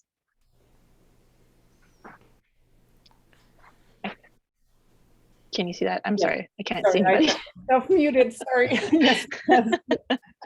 Okay, great. So thank you for this time. I'm really honored by all the conversations here. I'm just going to talk about my practice and see if it kind of circles back. my work is divergent. I work in curation, art, public art, and architecture all at the same time. And this is a banner under motherhood and family. That's my dominant life force through all of these projects. My family is Métis. We come from Fort McMurray via the Red River in Canada. And so a lot of this work is based around these people that I'm showing right now. This is I'm the youngest in this photo. I'm in the lap of my great-grandmother. My grandmother's on my left, my mother is on my right, and my brother is in my mother's lap. A lot of the work revolves around these people and my nieces and nephews that come from my brother and my own children. This is the Indigenous Art Park in Edmonton, Alberta. This opened in 2018. I created this work called Pe Honan, which is making a point of this location that has been used for time immemorial as a gathering place. I wanted a place for natural seating. There was some, each of the steps relate to a different period in our history in this area. So we have geological time with the stonework. We have the Fort era, which is when people came to trade with Indigenous people in Canada. So this is a Métis-like dovetail joint that's been used in the cabins, and also references the cabins that Métis people were building, but the forts as well. And this is our contemporary time with my great-grandmother's beading pattern that she used on moccasins. This is put into a corten steel, which is a material that's used, it's a dominant material around here, particularly in the 70s and the 80s during sculptures. And this is really about the erasure of our culture and the resiliency of it, which is why this pattern weaves in and out. I'll talk about this project at the end of my presentation again. And then this is the mirrored steel. It's about reflecting our environment, reflecting ourselves, particularly our own indigeneity. My family is light-skinned, but not all of my family, but I myself am light-skinned. And so it's really about the importance of what we represent in these spaces. And when I put this proposal forward, I went the next weekend to Sherwood Park at the County Hall to look at this artwork by Alex Jambier. I had wanted to see it for a long time, but he had done something similar. In this work here, I have past at the top to present at the bottom, and then I have a sacred circle at the base. And this is really about Métis identity, which is collaging Indigenous culture with European culture, because that's what Métis is, a mixing of these two cultures back in the 1700s, 1800s. And similarly, Alex Jambier had done the past at the top and the future at the bottom. And it's really about this perspective and this viewpoint. And so I felt connected to this amazing artist's work in this way, thinking that I was actually tapping into something that was greater than myself, this larger knowledge that we as Indigenous people carry together and carry these themes very similarly.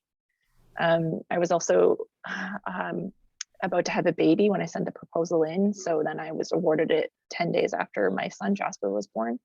And so this was a reckoning project for me to understand how design works around the context of family. This is just a quick video of my son running up for the first time once it was put in place. And he was running in the way that I had tried to design a natural flow for someone to move. And so when I saw him use it in the way that I had designed it, it was,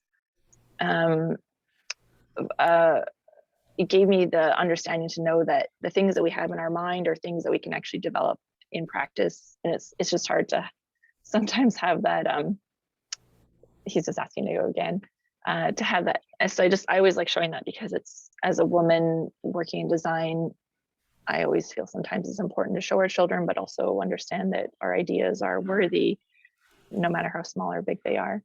This is a project I worked on with Tanya Lukin-Linklater in the Chicago Architecture Biennial around Indigenous geometries. So she was asked by a group of architects before she worked with me around the idea of what does performance look like, Indigenous performance look like.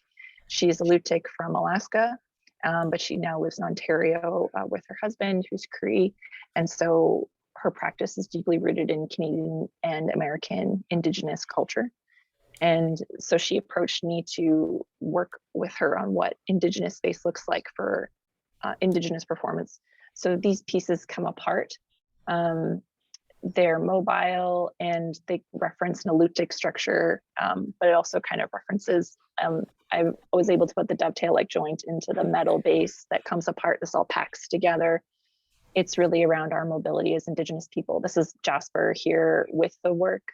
This is the performance that we had. This is in December 2019. These are two spectacular dancers that Tanya had in this work, and then Laura Ortman in the back with a violin, experimental music playing. What's really wonderful about a lot of these projects is around process. So we were all gathered together. This is all the people together. This is a lot of our family. Some of the dancers had family. Tanya had family visiting. My family was with us all together. And this is my baby daughter, Aurora, in the background. And I think our practice is rooted around family and sharing and knowledge. And that work is being seen across North America still. So right now it's at the, it's going into Toronto to show there right now. And so this is another project that I worked on with Shane, actually, who presented it at the top of the project with Soka and sheep. This is actually Shane's son here, which he gave me permission to show. I think on this project, we didn't win this project. We just put this forward as a proposal and we didn't win it. But what I really loved about this particular image is how small Samuel looks compared to Bentway that we had to work on this idea. And I think it's really understanding where are these spaces meant, who are these spaces meant for? Who are we designing for? And I think Samuel really in this image clearly shows who the space is not for and what does his future look like. And so we commented on this a little bit throughout the project about what do our children represent in these spaces. And that's something that when I work with Shane or with others that we talk a lot about. This is a project at the Agnes Etherington Art Center in Ontario, which actually this gallery just purchased that Indigenous Geometries piece. So there'll be more interactions with them in the next few years. This is a project I work on with my niece, Vivian Shaw. She's transgender. She's 20 now, and I worked with her when she was 17 on this piece. This exhibition was around sexuality and health. And our family was still coming to the knowledge of Vivian transitioning from him to her. And so this project is about, again, that reflectivity of our own indigeneity, also about this transparency of who we are as people, as Indigenous people. And so we were able to work together. The gallery brought us together to work on this. And I was really appreciative for the curator's vision of allowing Vivian to come and allowing for us to work together on this piece. And I'm sure that there's more work to come between us. Architecturally in my practice, I was shown this diagram by my employer, Vivian Manask. So she is from Bucharest, where we actually have an office there as well. And she is a Jewish woman who has been gifted this idea around the 7 grandfather teachings, which is Cree and Anishinaabe. And she was able to apply the process of design towards 7 grandfather teachings when she was working in the 80s with a Cree community.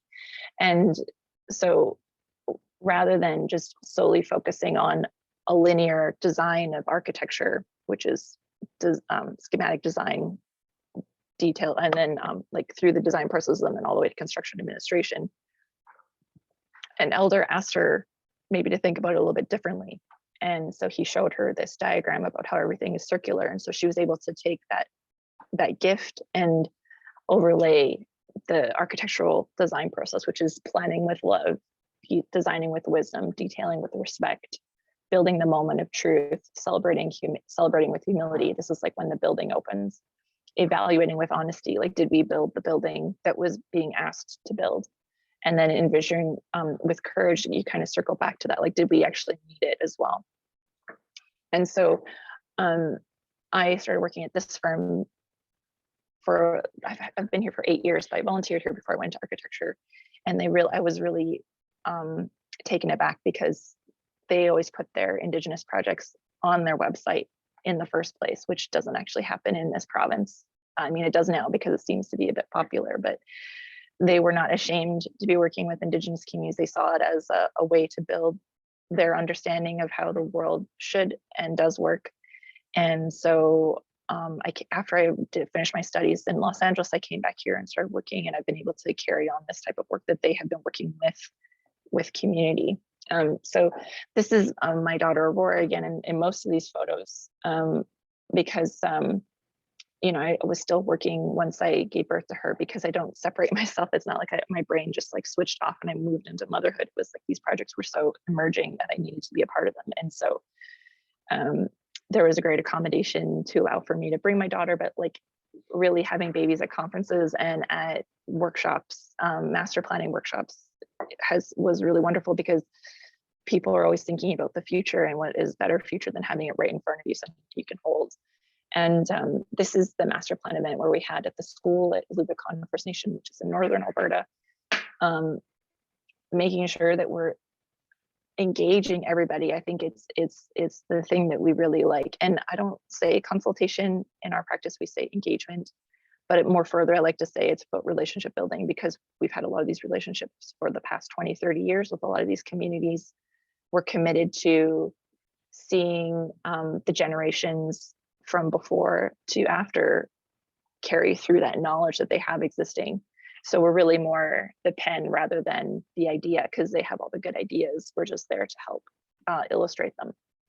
This is Kihu, and this is a project I just finished last year, a school that we built with them, and we went to all of their events over the past, like we've had a relationship with them for the past 5 years now, and listening to language and with the elders and songs and how the children interpret language was a really vibrant part of that project. And using that grandfather teachings process that we illustrated, we were able to work through this to the final event. But I'm more interested, this is like maybe the only building I'm showing you, but I really like to work through process. So this project here is, I'm starting to get to the end of my time, but this project here is in relation to my mother. And so she passed away a year ago on Christmas Eve. And so my father, he also died 4 years ago. And when he had died, my mother knitted for days after he died. And so after the loss of my mother, I decided to pick up that task as well for this exhibition at the Agnes Etherington. And because I learned about this thing from my therapist where she's talking about trauma. And she said that trauma doesn't necessarily leave you, but with each generation, you can make the weaving a little bit looser. And so I wanted to do this as an homage to that, about the trauma and the love and the sacrifice that my family's put into each other in terms of that. So my idea about this decolonization is really not just about community, but also about life forces and connection to those that you can't always see, but can feel. So I'd like to leave it there because I can see we're at the end of our time. I have a few more, but this should be good. Thank you so much, Tiffany. Well, if you have questions, specific questions, we're at the 2 hour, and I'm cognizant of that. And as Shane and I have just decided we will stretch it a little bit longer as long as people are able to stay, and we totally understand if people need to start going. We wanted to suggest, if you do have questions, as well as putting them in the chat, you could put them on the mural board, and then people can revisit and respond to them, and it becomes a way to keep this conversation going longer. We did plan a very short activity between the presentations and the questions, and although we're running short on time, I'd still really like to do that. For two reasons. One, to acknowledge our body's response to these amazing ideas we've been listening to. And the other is just to start the practice of moving from having these conversations to actually actions, because I think that's where sometimes we don't make that transition. So I'm reading this wonderful book, My Grandmother's Hands, Racialized Trauma and a Pathway to Mending Our Hearts and Bodies. And so what we'd like people to do is just to stand up, and I'll read the exercise, and just look around, just see what's around you, and move your body and move your head, look up, look behind you. And we're asking that you just take a shot with your camera, and either, if you can, just drop it onto the mural board, or you can email it to me and I'll put my email in the chat, and I will upload them all, and it will become a collage. There won't be any names attached to the images, but it'll be like tiles that can be moved around on the mural board into different forms of a collage, and people can interact with that and change it around as they want to. So if everybody could do that, and I will just read, and maybe we can all turn our cameras on so that we can all feel like we're together in a circle. Okay. And this is coming from the words of Resma Menakem. Turn your head and slowly look around in all directions, especially behind you. Orient yourself in the surrounding space. If you're indoors, notice the height of the ceiling, the height and color of each wall, any doors or windows, and any other details that stand out. If you are outside, make note of any boundaries, such as footpaths, a fence, the edge of a clearing, or the shore of a pond. Notice any plant or animal life nearby. Note what sounds you hear, any smells that fill the air, any warmth or coolness, any colors that stand out.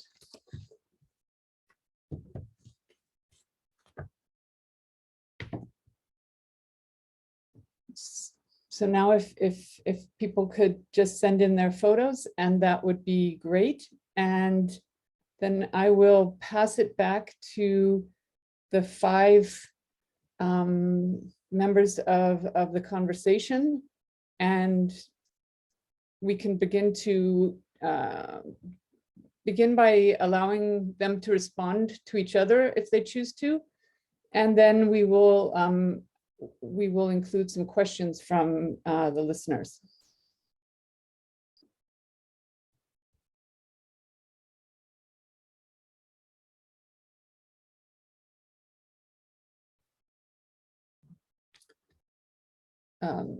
Shane, do you want to?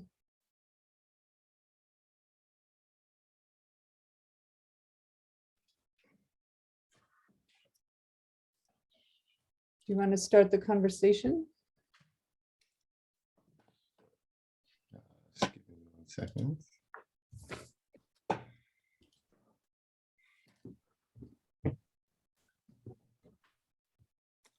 Yeah, thank you everyone for your presentations. I think there was a good mix of discussions around viewing architecture, architectural practice, the process of, not necessarily of the process of designing a space, but the process that leads to creating a framework for the design, and what that exploration of ideas, exploration of experiences, exploration of the world around can do for creating a different way to even approach the process of thinking, the process of designing. Just wondering what, in terms of the thinking around, I think, Michael, you mentioned, you approached some ideas around looking at the different ways of structuring architectural practice. And I'm wondering, in terms of the, yeah, there were a lot of things discussed, just trying to formulate, just thinking of a good way to loop everybody in. I'm just wondering, actually, so both with your process, what are the next steps in terms of looking at the process of exploring what a practice can be? How do you see that translating into a different way of creating relationships with the people who will use the spaces that you'll design? Sorry, Shane, was that directed to me? I wasn't sure. Sorry, yeah, that was directed to you. Sorry. Okay, thanks.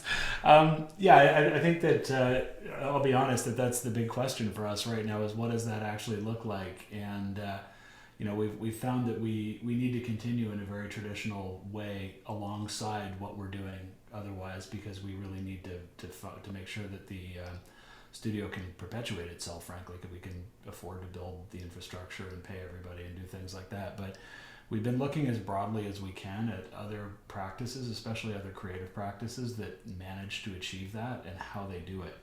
And I think that that's part of what's most interesting about this is that every designer, every architect has a business model, whether they're aware of it or not, right? There's something that allows them to do what they do, whether it's subsidizing their time through other means or, you know, or working within a commercial practice or something.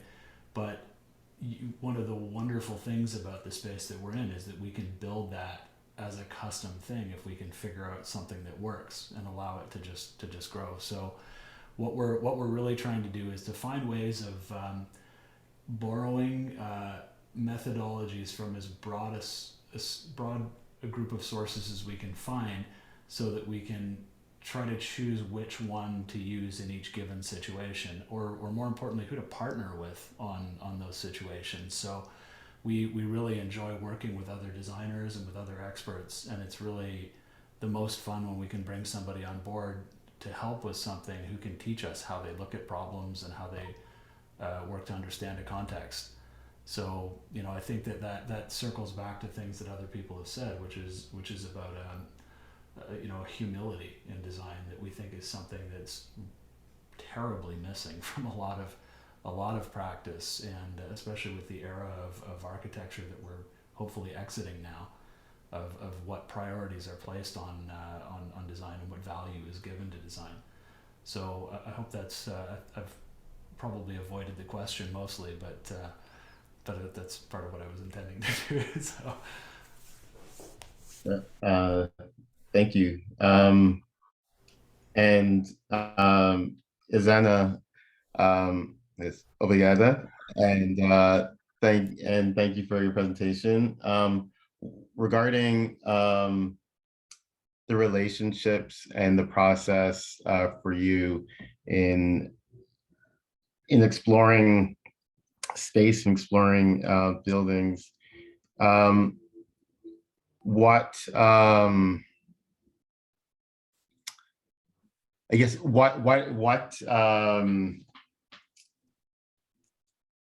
how does the process of exploration and collaboration, how important, or what are the importance of relationships with clients and with other designers and other stakeholders? How do you build that community of designers and thinkers to create the process, and what tools do you use to inform your process of designing and of forming relationships and of maintaining those relationships?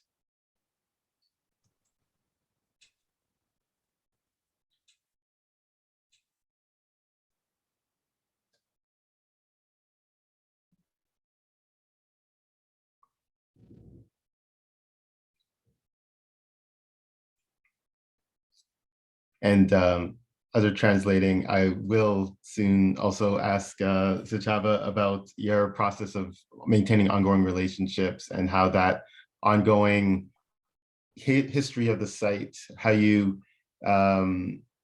take the knowledge that exists in the adjacent sites and bring that out into the space, and what ongoing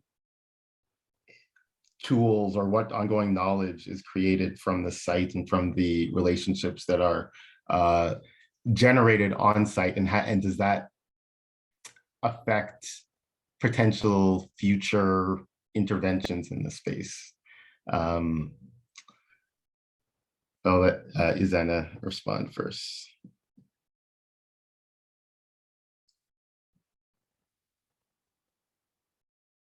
You're muted. Yeah. Obrigada pela pergunta.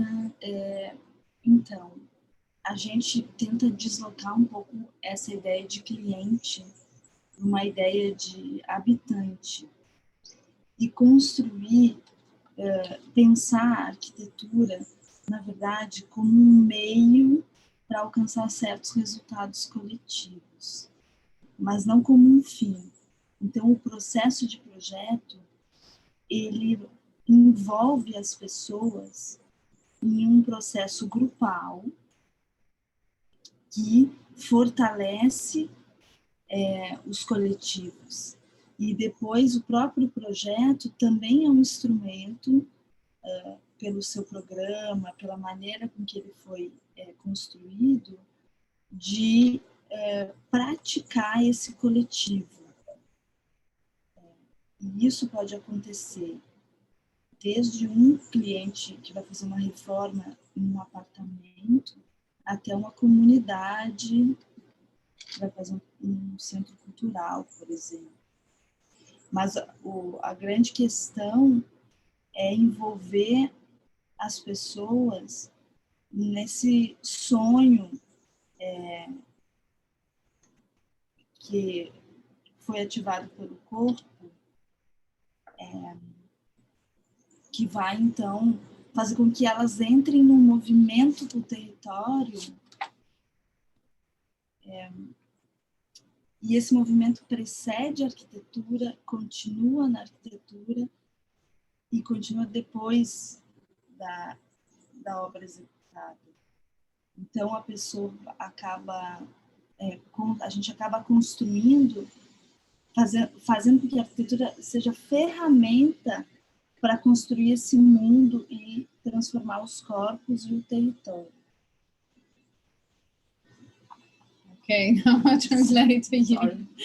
So she says that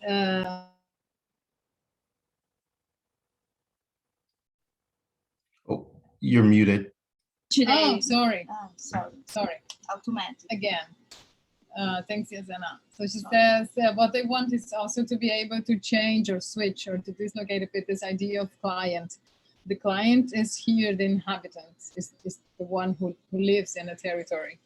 And and also the idea of the project is to be able to awaken or to bring the collectivity together, and in a way that the project becomes an activation of that collectivity, and also that the project can sustain or can make that collectivity exist and work from the project itself.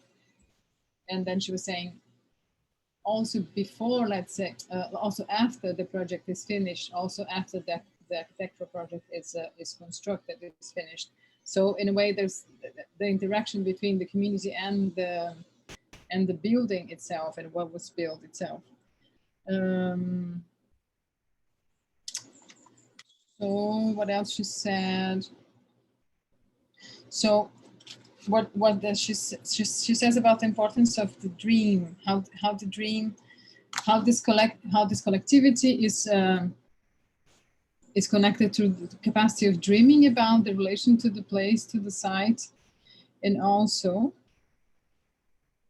how the problem is that I write and I don't understand my own handwriting.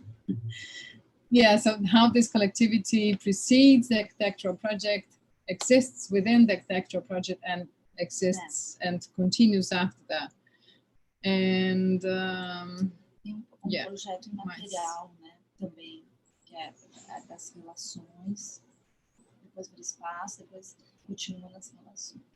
So she's saying about the materiality of the project, that it comes from the relations, it's worked out, and then it continues after the construction. Você quer falar de relações de financiamento também? Não, gente, não. Yeah, that's it. Thank you very much. Yeah, and Shava, your thoughts? And I also want to ask you also about, as Izana just mentioned, with dreams, and how do the dreams before the project starts, but also dreaming and the non-physical world, how does that inform or modify the project as the process of design and construction begins?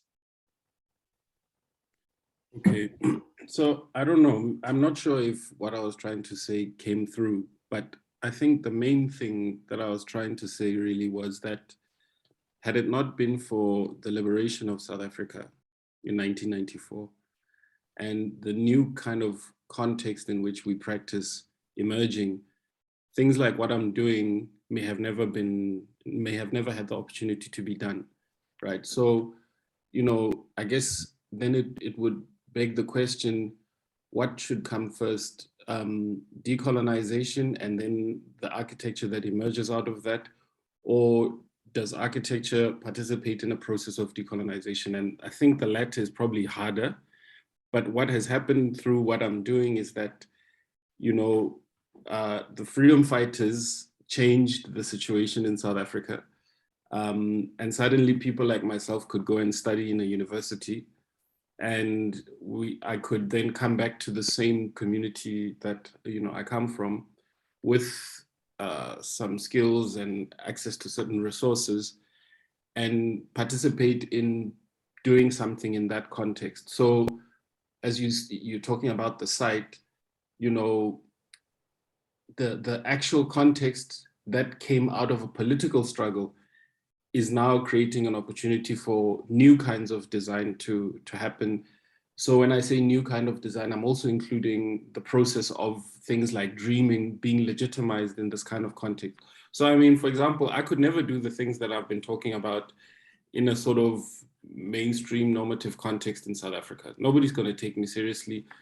They're not going to care about what I'm saying. You know, it's probably the same here as it is in the States in terms of just mainstream practice. It's mainly developer driven, property developer driven, or government. And, you know, nobody's going to listen to you talking about dreaming, right? You know, you talk to the client and say, well, you know, I had this dream, and in the dream we're using earth bricks instead of something else, and they take you seriously. You've signed a contract, and the material you've been told to choose, maybe a tile from Italy or whatever, is what's being used. But because, you know, it's almost like, that's why I use the term a parallel world. It's almost like because the liberation struggle created the opportunity for these tribal leaders who actually, you know, they enforce tribal law. Because of that existing, and, you know, within that context, there's certain things that are legitimized. Suddenly there's a different kind of practice that can exist. And so it basically means then, you know, surely if we want to see this type of thing happening more, there has to be more liberation that's happening. You know, we have to see more situations where, you know, people who are previously colonized and disempowered have access to land. And by virtue of them having access to land, which is a resource, and whatever else comes with that land, and, you know, them ruling or governing or, you know, being custodians of that land according to their own tribal laws, it suddenly means that now I'm practicing within those laws, those tribal laws. And so does that mean, you know, does that mean we have to, is this really a political thing? You know, is this a political process? So in South Africa right now, there's a big debate about land expropriation without compensation. And they want to change the constitution to expropriate land from colonizers so that people can own the land again, because all of it is incredibly expensive for anyone to own now, especially the indigenous communities. So, I mean, imagine if we do have access to more land and, you know, and more resources, then that surely should mean that people like myself and more indigenous architects can actually thrive in those kind of contexts, you know, possibly. So that's, you know, that's what I think for me, that's really the message I'm trying to drive home. If the context hasn't changed, I struggle to see, you know, how what practice will be responding to. But that's not to say that there aren't pockets of change that are happening and opportunities where, you know, maybe in America, in indigenous communities, there may be opportunities to practice there with indigenous practices that are legitimized by those communities. And that maybe if we do more of that stuff and we share more of that knowledge, there could be a community of practice. You know, we could start seeing new things that are emerging. So yeah, I think that's really the message I'm trying to put across. And I don't know if I answered your question, Shane, but you know, the main thing for me is that had it not been for the liberation struggle, I wouldn't be seriously practicing the way that I'm doing now. Yeah. Yeah, no, that's a beautiful response. It takes it outside of the kind of tunnel of architecture of what, and looks at the broader possibilities and how to actually create new opportunities, new insights. It's a much broader struggle, a much broader rework system that needs to be reconsidered. And I think, Tiffany, I think that's a good transition to you. In your experience, have, in terms of whether it's in indigenous communities, how has your experience, how have you seen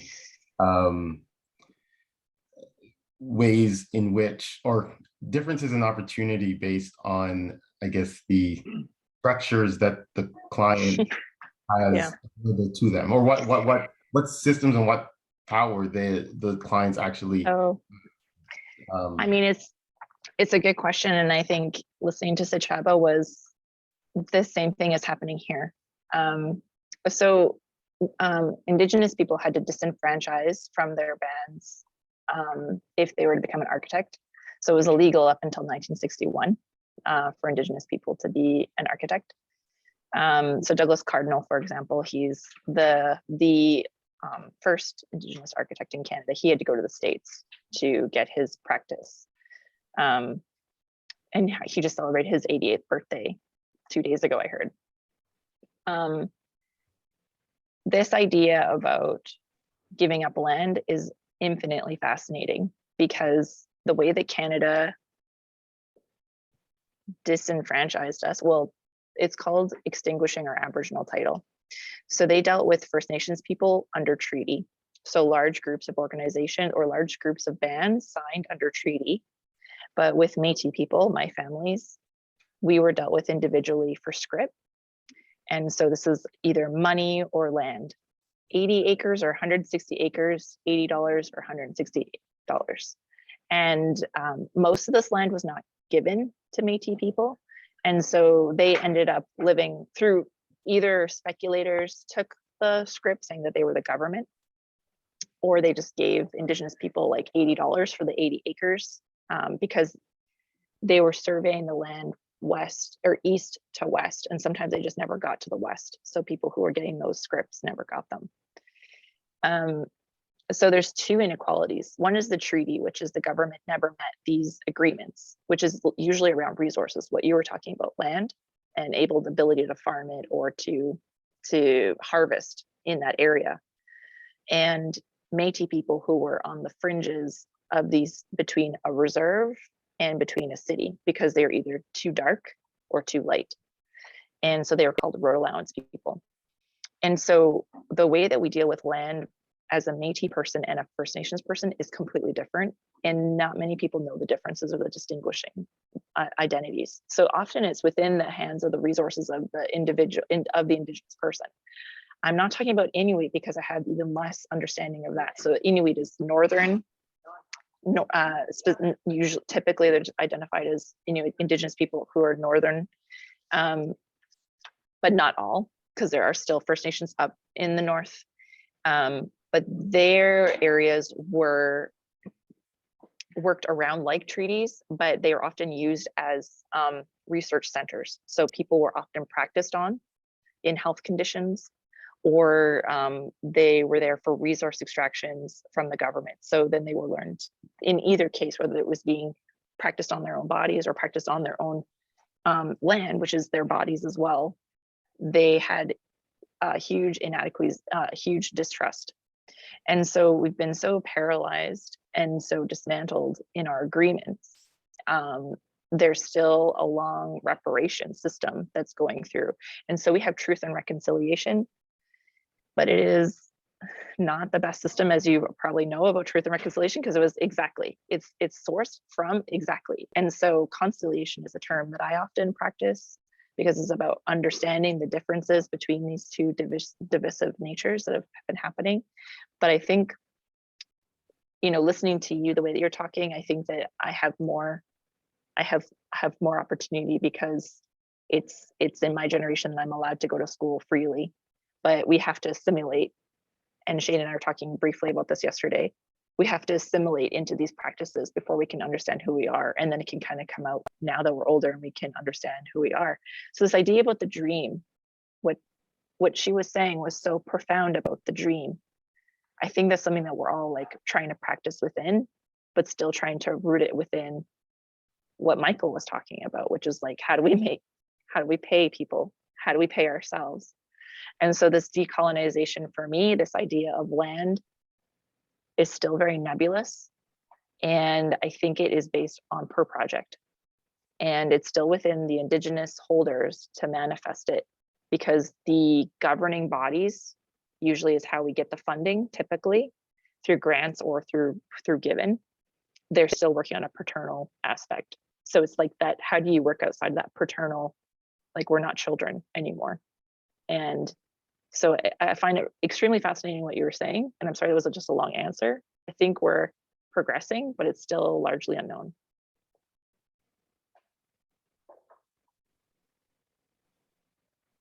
Yeah, no, thank you for that response. And everyone, I guess, feel free to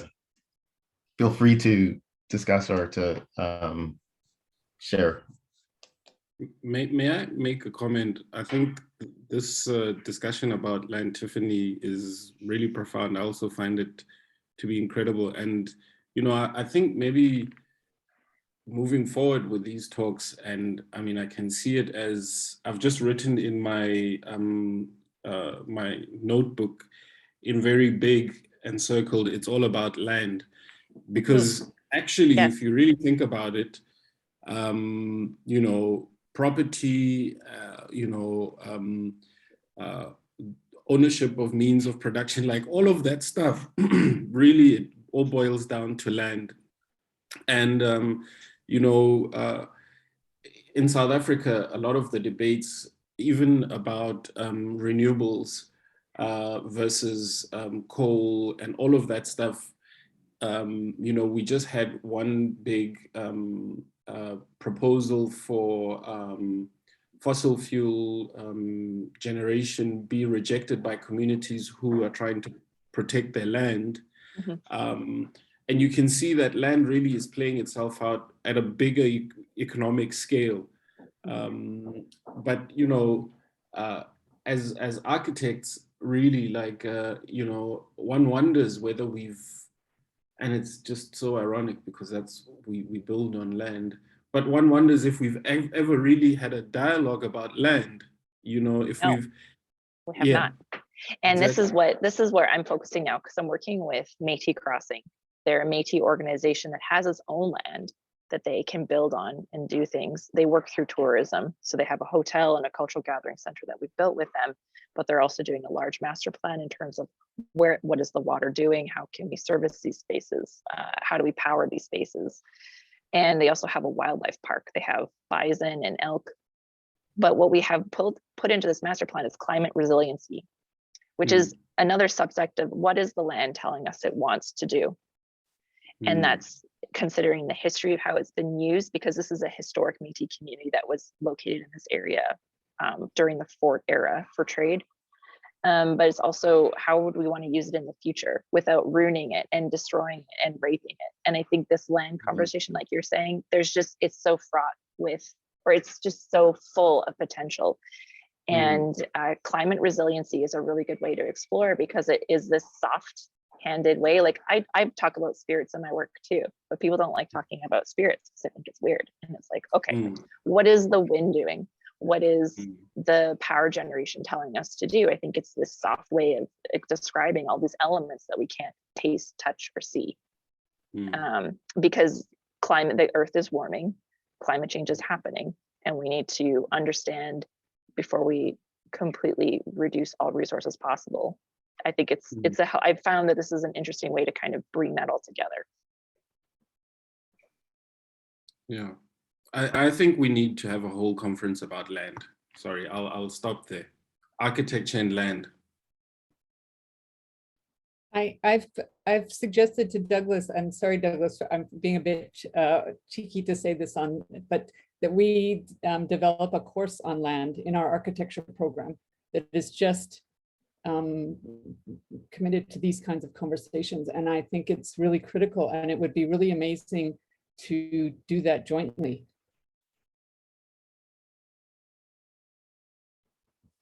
Yeah, can I maybe make a quick comment or two? Absolutely. Yes. Okay. Absolutely. Okay, thanks. First one is just kind of continuing with the question that Shane did to Izana. We were talking here. That one thing we could discuss, but we don't have much time, is just to kind of bring the comment about how things might work around here, around financing or economical realization of a project. So there are very different ways, of course, that happens. So Izana was saying that perhaps if we had more funding for projects that are kind of open to this sort of experimentation, as Seshaba was saying, who believes in a dream, who's going to pay attention to a collective dream, and how does that play in the economic world? We know that those things, they don't have open and full or secure dialogue, because certain types of funding, they do depend on or what maybe economic world would consider assertive investment. And when we work with different vocabularies, we kind of we're shaking or switching certain certainties of economic world. So maybe if we have the opportunity of having funding for, I wouldn't say experimental, but I'm just going to say that for now, projects such as the ones we're seeing here, we could maybe see that happen more. And a comment I would like to add is what's going on with land here for indigenous people in Brazil, since we have a very conservative government and also fascist government since 2018. Indigenous rights are being really erased, and there is an attempt to go back to Constitution of 1988, which is the constitution that was approved after the 30 years of dictatorship. So there's something called Marco Temporal. Is an attempt to only give possession of land to the indigenous peoples that were reclaiming land at that time, which is really kind of going back in time and going against all resistance that is being built along these years. And so this is kind of frozen right now in the Supreme Court, the voting of this possible temporal mark, we can say. And even though, of course, indigenous people, they never stop reclaiming their ownership of land. And whenever you go to an indigenous context or struggle or demonstration, people will address that their land was occupied. The land was occupied by those who descend from us, the white people, colonizers, European peoples as well. And there is a continued occupying of land that in Portuguese we say retomada. So for example, in the south of Brazil, I have been getting to know more and more retomadas of Guarani people and also to other ethnicities, the Xhokleng and the Kangangi. So because the demarcation of land, which is something that is instituted by the state of giving back land to indigenous peoples, even if they didn't have the relationship with the property in the sense that white people have. So demarcation is the legal process of giving land back. So this is being suspended since more or less 2013. So since then, there is no demarcation happening in Brazil at all. So indigenous peoples, they are retaking land, which means really going to certain sites and staying there, also in the sense of squatting. So it's a squatting of land. And so this is what we call retomada, and this is growing more and more in the last years, and it's being really one of the ways also of working through this, let's say, the affirmation or the confirmation that the originary people are the people who are really taking care of forests, of the environment, as Tiffany said, the climate resilience now really kind of holding down this, and also how much they need of support now to do that, because this is something that can be done by indigenous people themselves, not just by themselves. So around here, where we are, Porto Alegre, for example, there's a Guarani group that they took a land which was going to be given to development and is preserved land, is a small preserved forest, and they went there and they are now occupying this land, saying this should be considered Guarani land, and so they are reaffirming that the care and the permanence of this forest should be performed. That's not the best word to say that, but the land should be given to them also as a guarantee that this land is going to be preserved. The whole forms of life that are in this site will be preserved. So there are very, very heavy situations going on, as well as you might hear in Brazil about the genocide that's still going on and being more and more encouraged by the government, not the genocide of indigenous peoples, but and Black people. Yeah, and Black people as well, the women as well. Yeah, so just a quick comment to say about the relationship of land, and also I think it's also important to bring something about it, because Izana was presenting some projects that also have relation to, she didn't really show one here, but she has some projects related to certain ethnicities. That's it. Very long comment, sorry. No, it's really interesting to hear that, because we often don't, here. And but well, I'm cutting off, Kristen, I'm so sorry. One thing that I keep forgetting about, though, is the non-Indigenous voice in this conversation, and they really have been in these workshops, and they see the conversation totally different, because it's about agreements.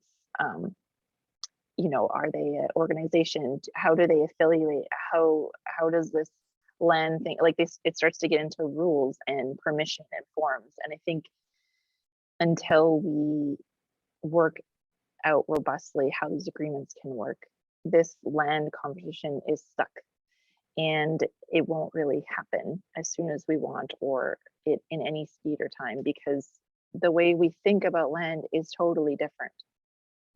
And so I think there needs to be a way to come together. Otherwise, it'll still just stay like this, because we'll have an opinion and they'll have an opinion, and it will never be between. So this land back thing happens in Canada. I just don't think that it's going to work so well, because people say, well, just give us the land back. But then people just say, well, how do we give land back? And this one woman I saw, she was cutting out pieces of infrastructure out of the landscape. She was non-Indigenous. And she's like, okay, well, we'll remove infrastructure and just give land back. And it's like, there's all these things, like history is already embedded into the land already. Like that simple concept just doesn't work.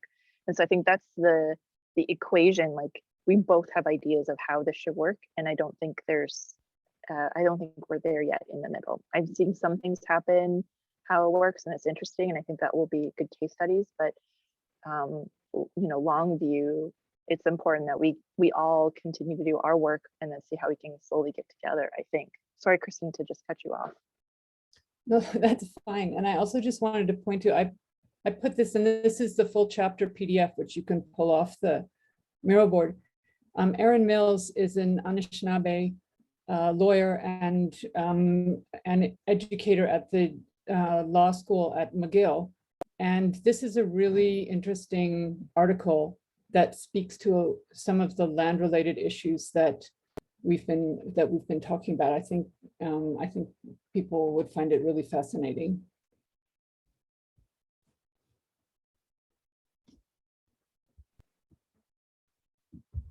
May I just make my last comment? I just want to say also that the whole decolonization conversation actually comes together when we talk about land. And I really wonder. I've never seen anything from my research that talks about what role land restitution has in the project of decarbonization, and in what way land restitution will contribute or expedite that process.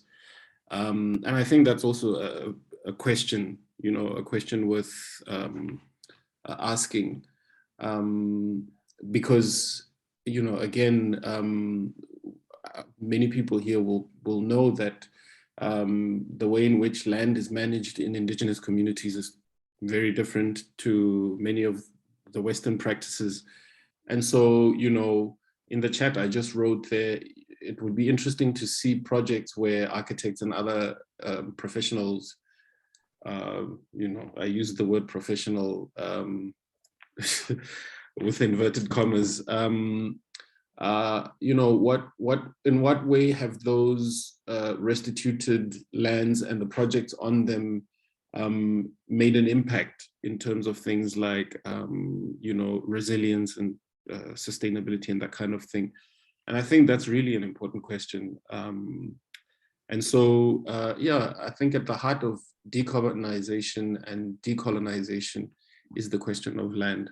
And I think that's where I will end for today. Thank you. Thanks so much, Sechava. And I'm really was interested in the, you sharing, I mean, you and I have talked about this before, but you sharing and the dynamics of how necessary the political struggle and that your father went through was for the building of, structures like the Pallet House, and it made me start thinking in my notes here. I have arrows of what is today and what is the disruption, and it kind of brings us back to the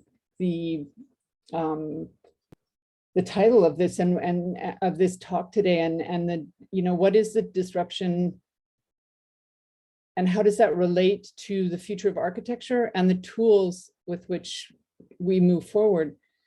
And I can't help but started thinking about, as you said, that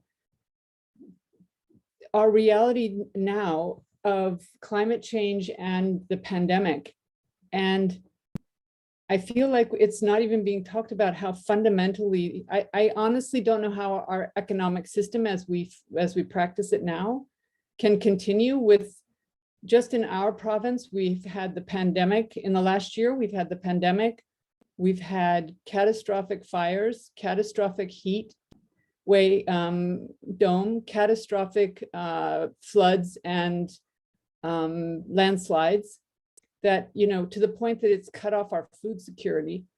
And I wonder if, you and I have talked about how to get away from the apocalyptic narrative that those kind of things that I've just listed bring up. And especially, and I appreciate that Tiffany brought in the children, because Sechova's son, who's also my godson, Agape, often comes into that conversation because it's the reality of we can't leave this for a mess for Agape. And so, but my thinking is, is it possible that that apocalyptic narrative is actually can be transformed to a positive narrative, that it actually will be that disruption, because it's going to take something on the massive scale to disrupt the capitalist economy, which is, as we've talked about today, what's driving so many aspects of architecture.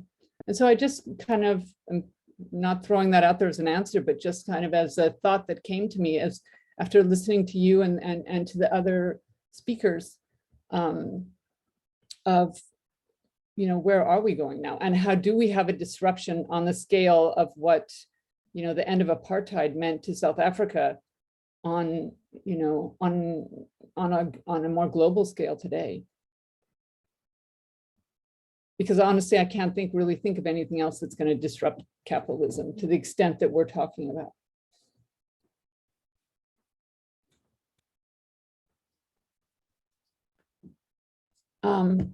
And I think we've gone well over, and we said we would try not to do that. And so I will, unless anybody has any final comments, I'd like to say avogado and thank you and kuksjam to everyone. And I'm just gonna, sorry, it caught me out of the corner of my eye. There's a comment in the box that says, Kristen, if that is the case, how do we ensure vulnerable people aren't the ones who pay for that change? And that's a really critical question. And the work that I do outside of AU is very related to that. And it's a question we continually ask, because it often is the people who are both in the most vulnerable places physically, like, living in floodplains because they can't afford property anywhere else. And so they're squatting in their own land in the most vulnerable places. And so, yes, it absolutely has to be, a focus on the conversation. So if anyone else has any final comments before we go, I would just like to say thank you so much. And Douglas has his hand up and wants to say something. So I will pass it to you, Douglas, and then I'll just, while you're speaking, I'll pull up the upcoming events in March.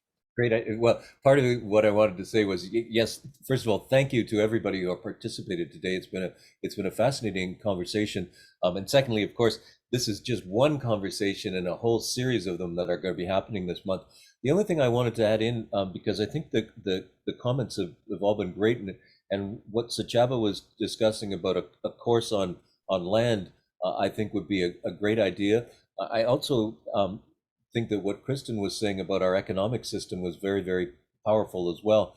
One of the things that that I'd almost like to expand the discussion, not to just talk about land, but really to talk about space itself, which has become very highly political. And the reason I think space is important is because what I'm seeing is almost a repeat of everything that we've talked about today, but happening in the online world or in cyberspace, where the same forms of colonization are being imposed right now in ways that seem almost benign, but they're not. We should be very afraid for the whole nature of the planet, not just our profession. When we think about how artificial intelligence, for example, is going to work, how digital twins are going to work, and just based on the experiences that we're seeing in the online world, what's happening in the physical world, it seems we're almost doomed to repeat it in the virtual world as well. And so I think that a lot of these discussions are very, very timely, and they need to continue. So thank you, Kristen, for organizing this, and thank you, Shane, for for moderating all of this, and thank you to all the participants. It's been very, very enlightening this morning. Thank you. What you just were saying, Douglas, reminds me, and I'll stretch that from space to beings as well. I was reading something recently, and this also is a gesture to you, Shane, I really appreciated that you included the forced moving of people from Africa and other places to here, and that reality that still exists today. And I was reading something recently about slavery, and the comment was that we should shift our language from calling it slavery to calling it enslavement, because slavery we can easily put into the past as history, and enslavement captures what is continuing to go on today. And I think a lot of what we've talked about today could fall into that category. Yeah, and I think one thing to add to that is the question of land and legacies of colonialism and enslavement is that the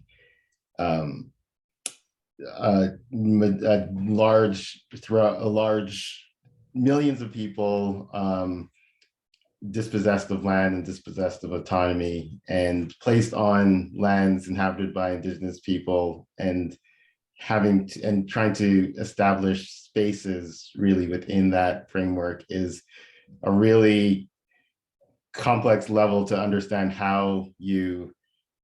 what land do the descendants of formerly enslaved had, and how do you reconcile that with autonomy, with the rights of indigenous peoples, with the framework of access to land, access to resources, access to many, many other elements. And so, yeah, there's many things to explore with that, and to understand what also opportunities there are for even like really repairing and reparation of space, of land, of community in that framework. So it's yeah, it's incredibly interesting topic to look at, that we definitely need to explore further through an architectural lens informed by all of the other great thinkers and people who have led the way in exploring these issues in other disciplines. Well, George, who is one of our amazing students here at AU in our architecture program, has invited us all for dinner to continue this conversation. So I think that's an awesome idea. Food and great conversation, it doesn't get better than that. But seriously, it would maybe in a couple of months, we think about having a part 2 to this conversation, because I think it's, you know, it's really opened up some really fundamental issues that need further talk, and then the whole question, of course, of how do we act on it. So let's think about doing something like that. But in the meantime, as Douglas pointed out, there are some other really interesting conversations that we're going to be having this month. And so I've listed them here, and I threw the link to the Global Studio website's upcoming events onto the chat there. So you can go there and get more information about all of these and register for them there. And as always, all of our events are open to everyone and are free. And these recordings are also available for people to use in their course curriculum. So you're welcome to take them, you know, to use the links on the website, because all the recordings are also available on the website. So with that, I'd like to say thank you again to everyone, Abogado and Kuxcham, and we will continue this talk. Thank you, everyone. Thank you, Thank you, everyone. It was a pleasure and an honor. Thank you. Yes, I agree with you, Secha, but it was an honor to be part of this today. Bye-bye. Thank you. Pleasure. Bye. Thank you. Thank you. Bye-bye. We'll stay in touch, Christina and Izana, and see about doing something further. Be great. Yeah, sure. Okay. Thanks very much. And I'm sorry if there was something mistranslated. It was brilliant. The whole bringing in the language and hearing the language was brilliant. So yeah, no, I'm so glad that you suggested that, Izana. Good. And thank you, Christina, because I know it's hard work to translate. It's mentally hard work. And so thank you. And learning and awakening again, things that I can't forget as well. Thanks very much. Okay. Thank you so much. Bye. Bye.